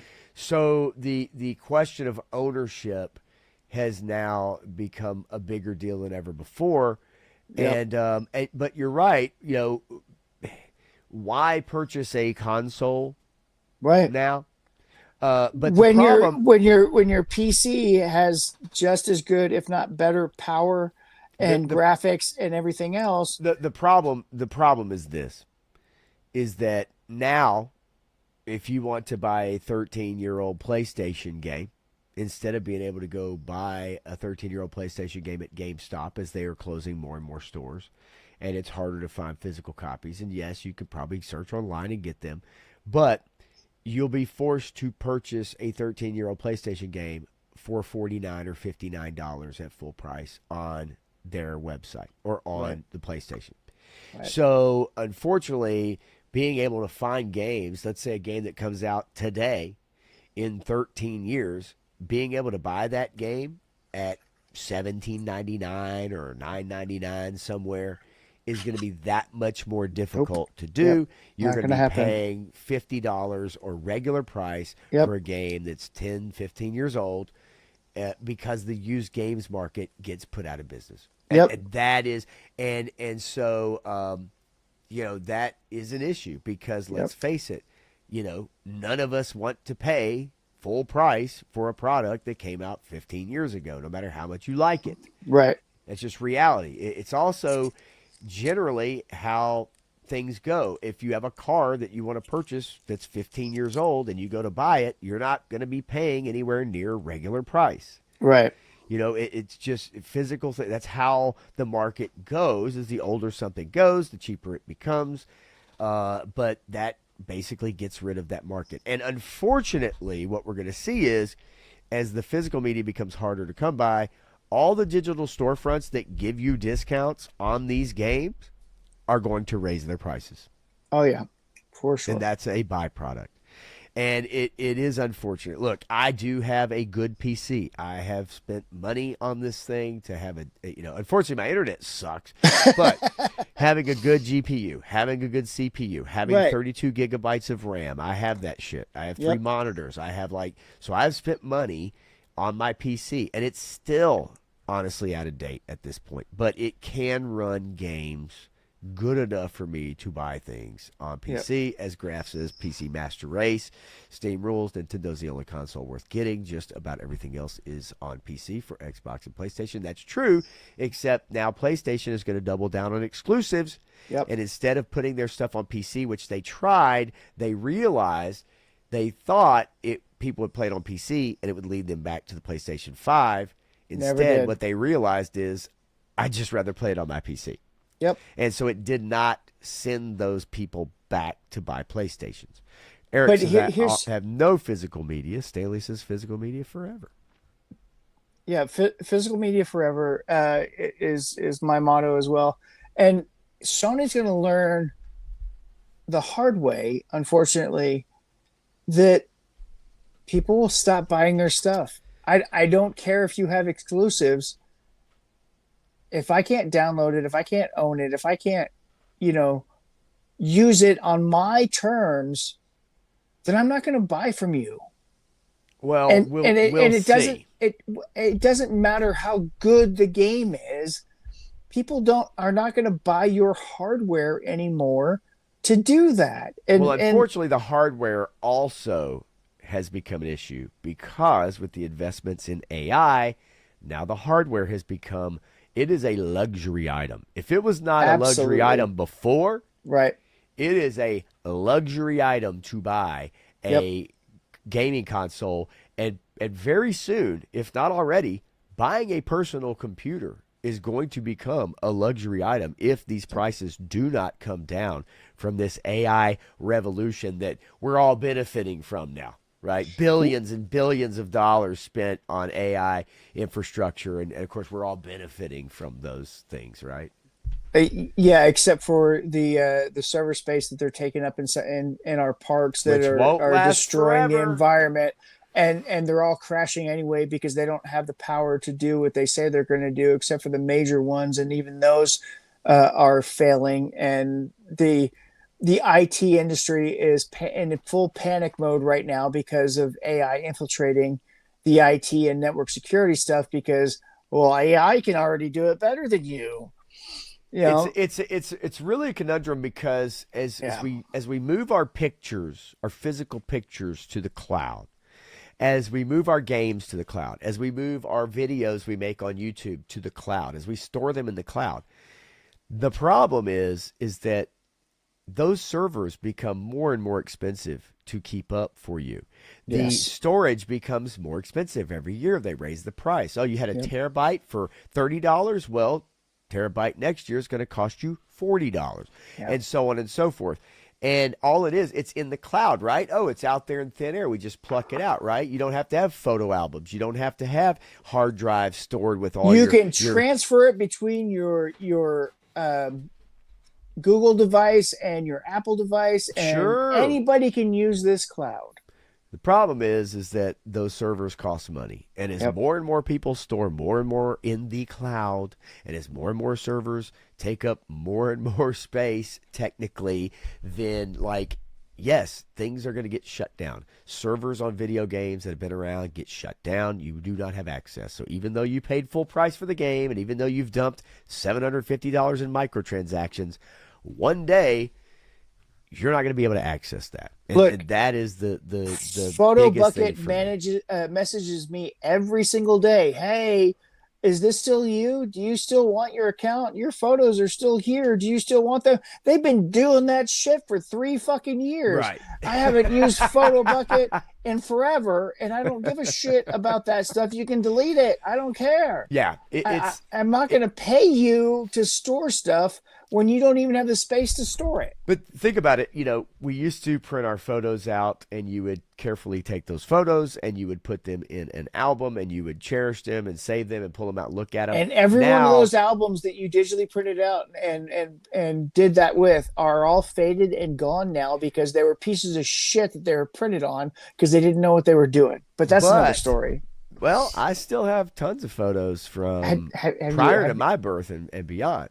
Oh, well, but that's different. I'm talking about the people that have digitally done this. Oh, yeah, 100%. But my point is that now, instead of taking one photo of, let's just say your meal, you take 15 of the same angle and the same photo, and then instead of deleting 14 of them, you keep all 15. And then you take another, and it's so we just compound it, and you just keep.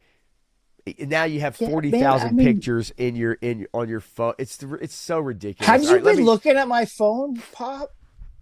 Have you been? All right. Let's move along to these comments. Let's move. It's time to move to these. It's time to go to these comments, ladies and gentlemen. Matthew has seemed to have blown a gasket, lost his mind. 13 Assassin says hookers beginning in 2028 are only going to be giving digital BJs. I like that. Stanley says, how long can GameStop survive with diskless near future? Not GameStop is done. They've closed 500 stores worldwide and will continue. They've closed every store in my area. There is not a GameStop to be found around here. I remember when they said the internet would never catch on, says Eric Thurman. Well, that's not what Al Gore said. As Al Gore said, he invented it. So, and yes, cloud servers are getting hacked all the time. All the fucking time. Mother Slug says, I know friends that started their own servers and play games that supposedly can't play, yet they still play them. Well, that's the other thing, is that it's up to people to keep those things moving. Yeah, right? and so the niche, keep those things up. Again, this goes back to filmmaking. This goes back to gaming. This goes back to all that. The niche market will create its own environment. They will find a way to preserve what they want to preserve, and then only the niche few will have access to it. And everything's being divided up, and it's not going to be this big mass thing for everybody. It's all going to be these little tiny niches all over the place. The people who collect action figures, the people who collect old video games, all of these are little niches along the way.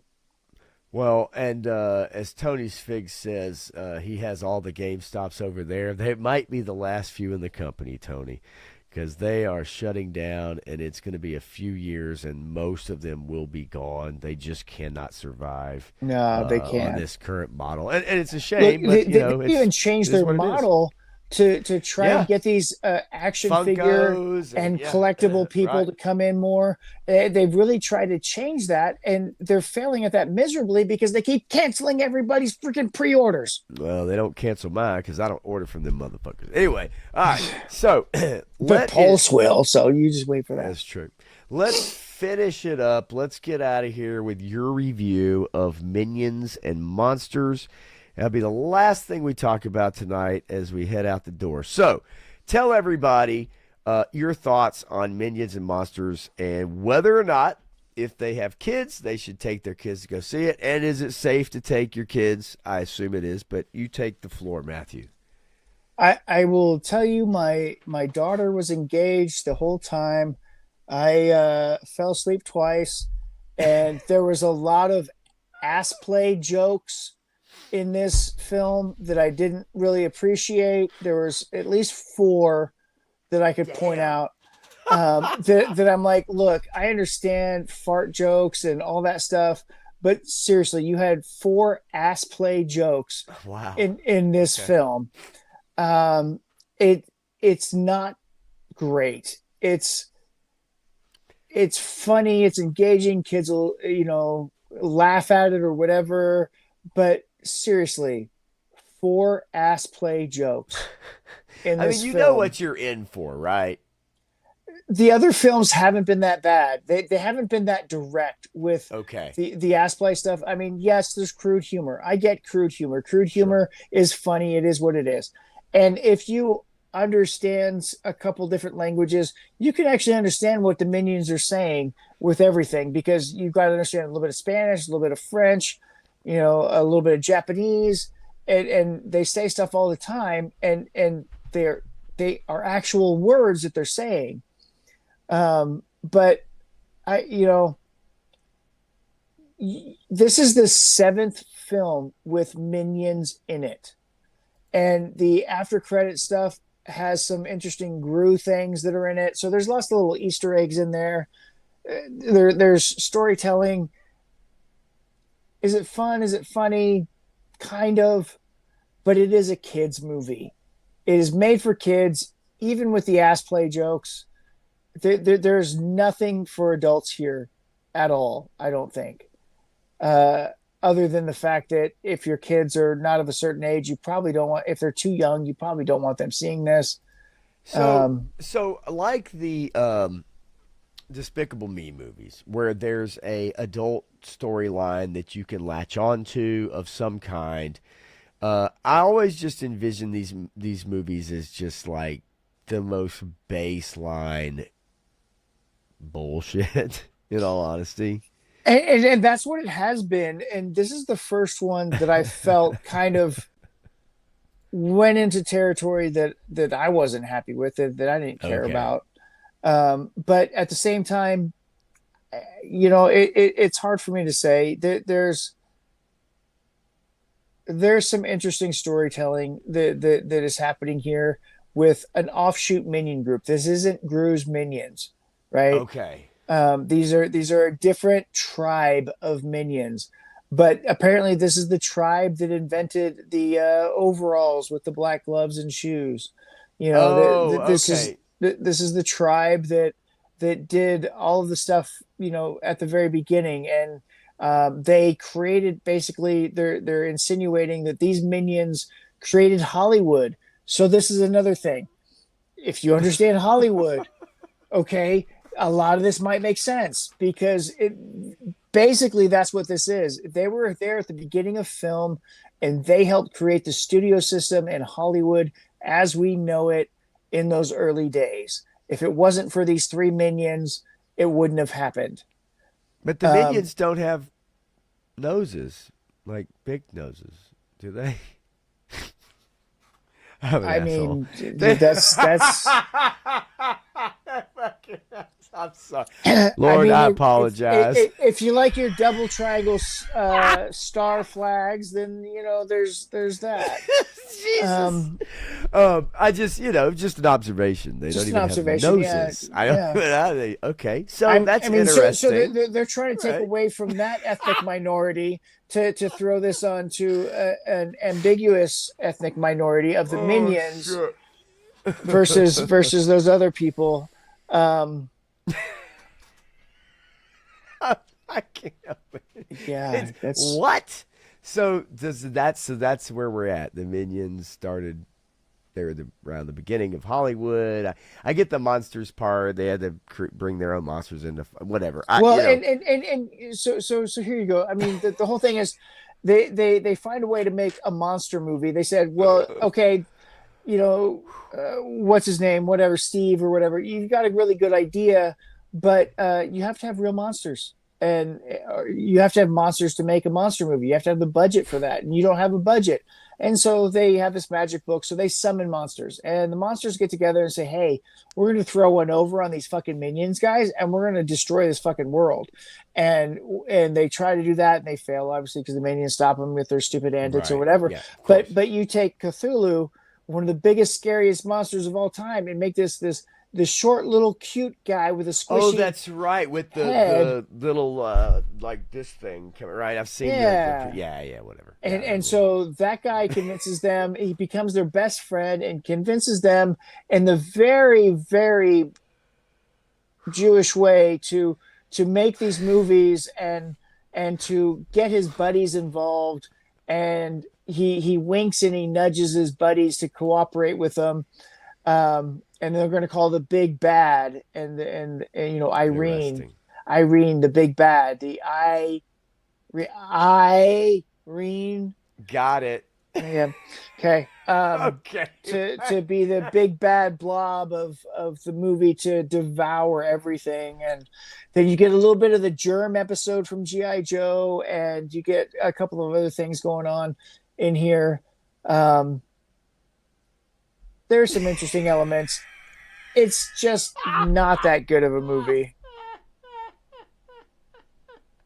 I'm sorry.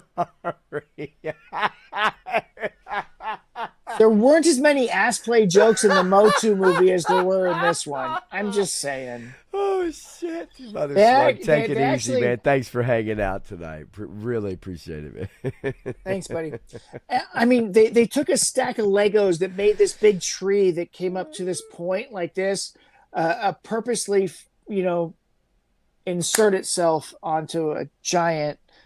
Ass. I mean, it's in a fucking trailer, okay? I don't even know. So you can see that in the trailer, and then there were three others besides that talked about, things going in. Great. That's my God, ladies and gentlemen, your minions and monsters. Yeah, and if you believe that Hollywood are monsters, then you get where the monsters come from in the Minions and Monsters movie. Well, there's a lot of monsters in Hollywood. Some kind of monster. I can't really recommend this movie. I can't really recommend it for kids. I can't imagine, honestly, after hearing your reaction and whatever. Obviously I just can't. I can't see. I mean, look, it's animated. Are kids gonna laugh? Yes. Is there dumb jokes? Yes, of course there are. Right? Yeah. I don't know how much steam these things have left. I mean, I can't imagine after. It is the seventh. It is the seventh it's the movie same with shit Minions in it. over and over again, though. I mean, as Graf says, is it two brown thumbs up? Might be. War Chest, we already know that. Keep it coming, right? You know what I mean? Like, we already know crude humor. I mean, like I said, it is for a specific market, and I just don't think it's kids. So look, Clint is answering Stanley's question. I had it starred. Stanley, I've never brought up bricks and minifigs on here. I just don't. Oh yeah. I just don't have enough to bring you guys. It's also not something that really interests me, to be quite honest with you. Unfortunately, what happened to that person sucks, and the family and consignment sucks, and when contracts change hands and people sell and buy, and things get real weird, and it's an unfortunate situation. Yeah, that I would not do business with that company, and I think this proves it. And as Clint says, it takes a long time to explain it. I mean, if you Yeah. guys are interested, you know where to find that info. But I can be honest with you and just tell you it's out of my view, honestly. and I don't think I could bring anything to the table on No, it. I don't think so either. It's not a Thanks. company that I would recommend doing business with. And quite honestly, the bigger the company is, the less likely I would be interested in doing anything on consignment with them at all ever. The smaller the company, the more likely that you'll get a return on it. Yeah, you start dealing with bigger entities, they can They don't basically fucking care about and they can you. squeeze you out. They can litigate you until you don't have any money. So no matter how much you want your shit back, Yeah, they it can doesn't matter. squeeze you out until you have nothing left. And as Clint says, you need corporate lawyers, accountants to explain Yes. how Bricks and Minifigs is getting away with what they did. Yep. And you would think that maybe some sort of public pressure, bringing awareness to it, people, Doesn't matter. You know, but you know what? Doesn't As I matter. just recently saw some outrageously abominable and ridiculous posts on Instagram, and people bringing that to attention of the people at Instagram, and yet those things evidently do not violate their terms of service, no Even though matter it how violates federal law. even though it violates federal law, and yet somehow, no matter how many people bring it to their attention, and how disgusting that the posts are.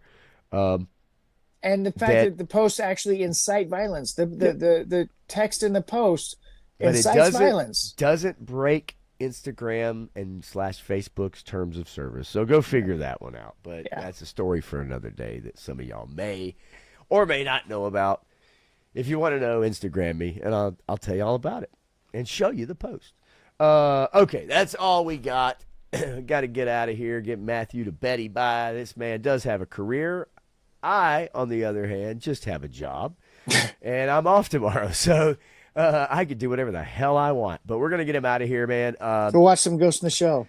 Yep, go watch Ghost in the Shell. Giraffe, thank you for the Motu figures as they've been making their way up and down the screen all night.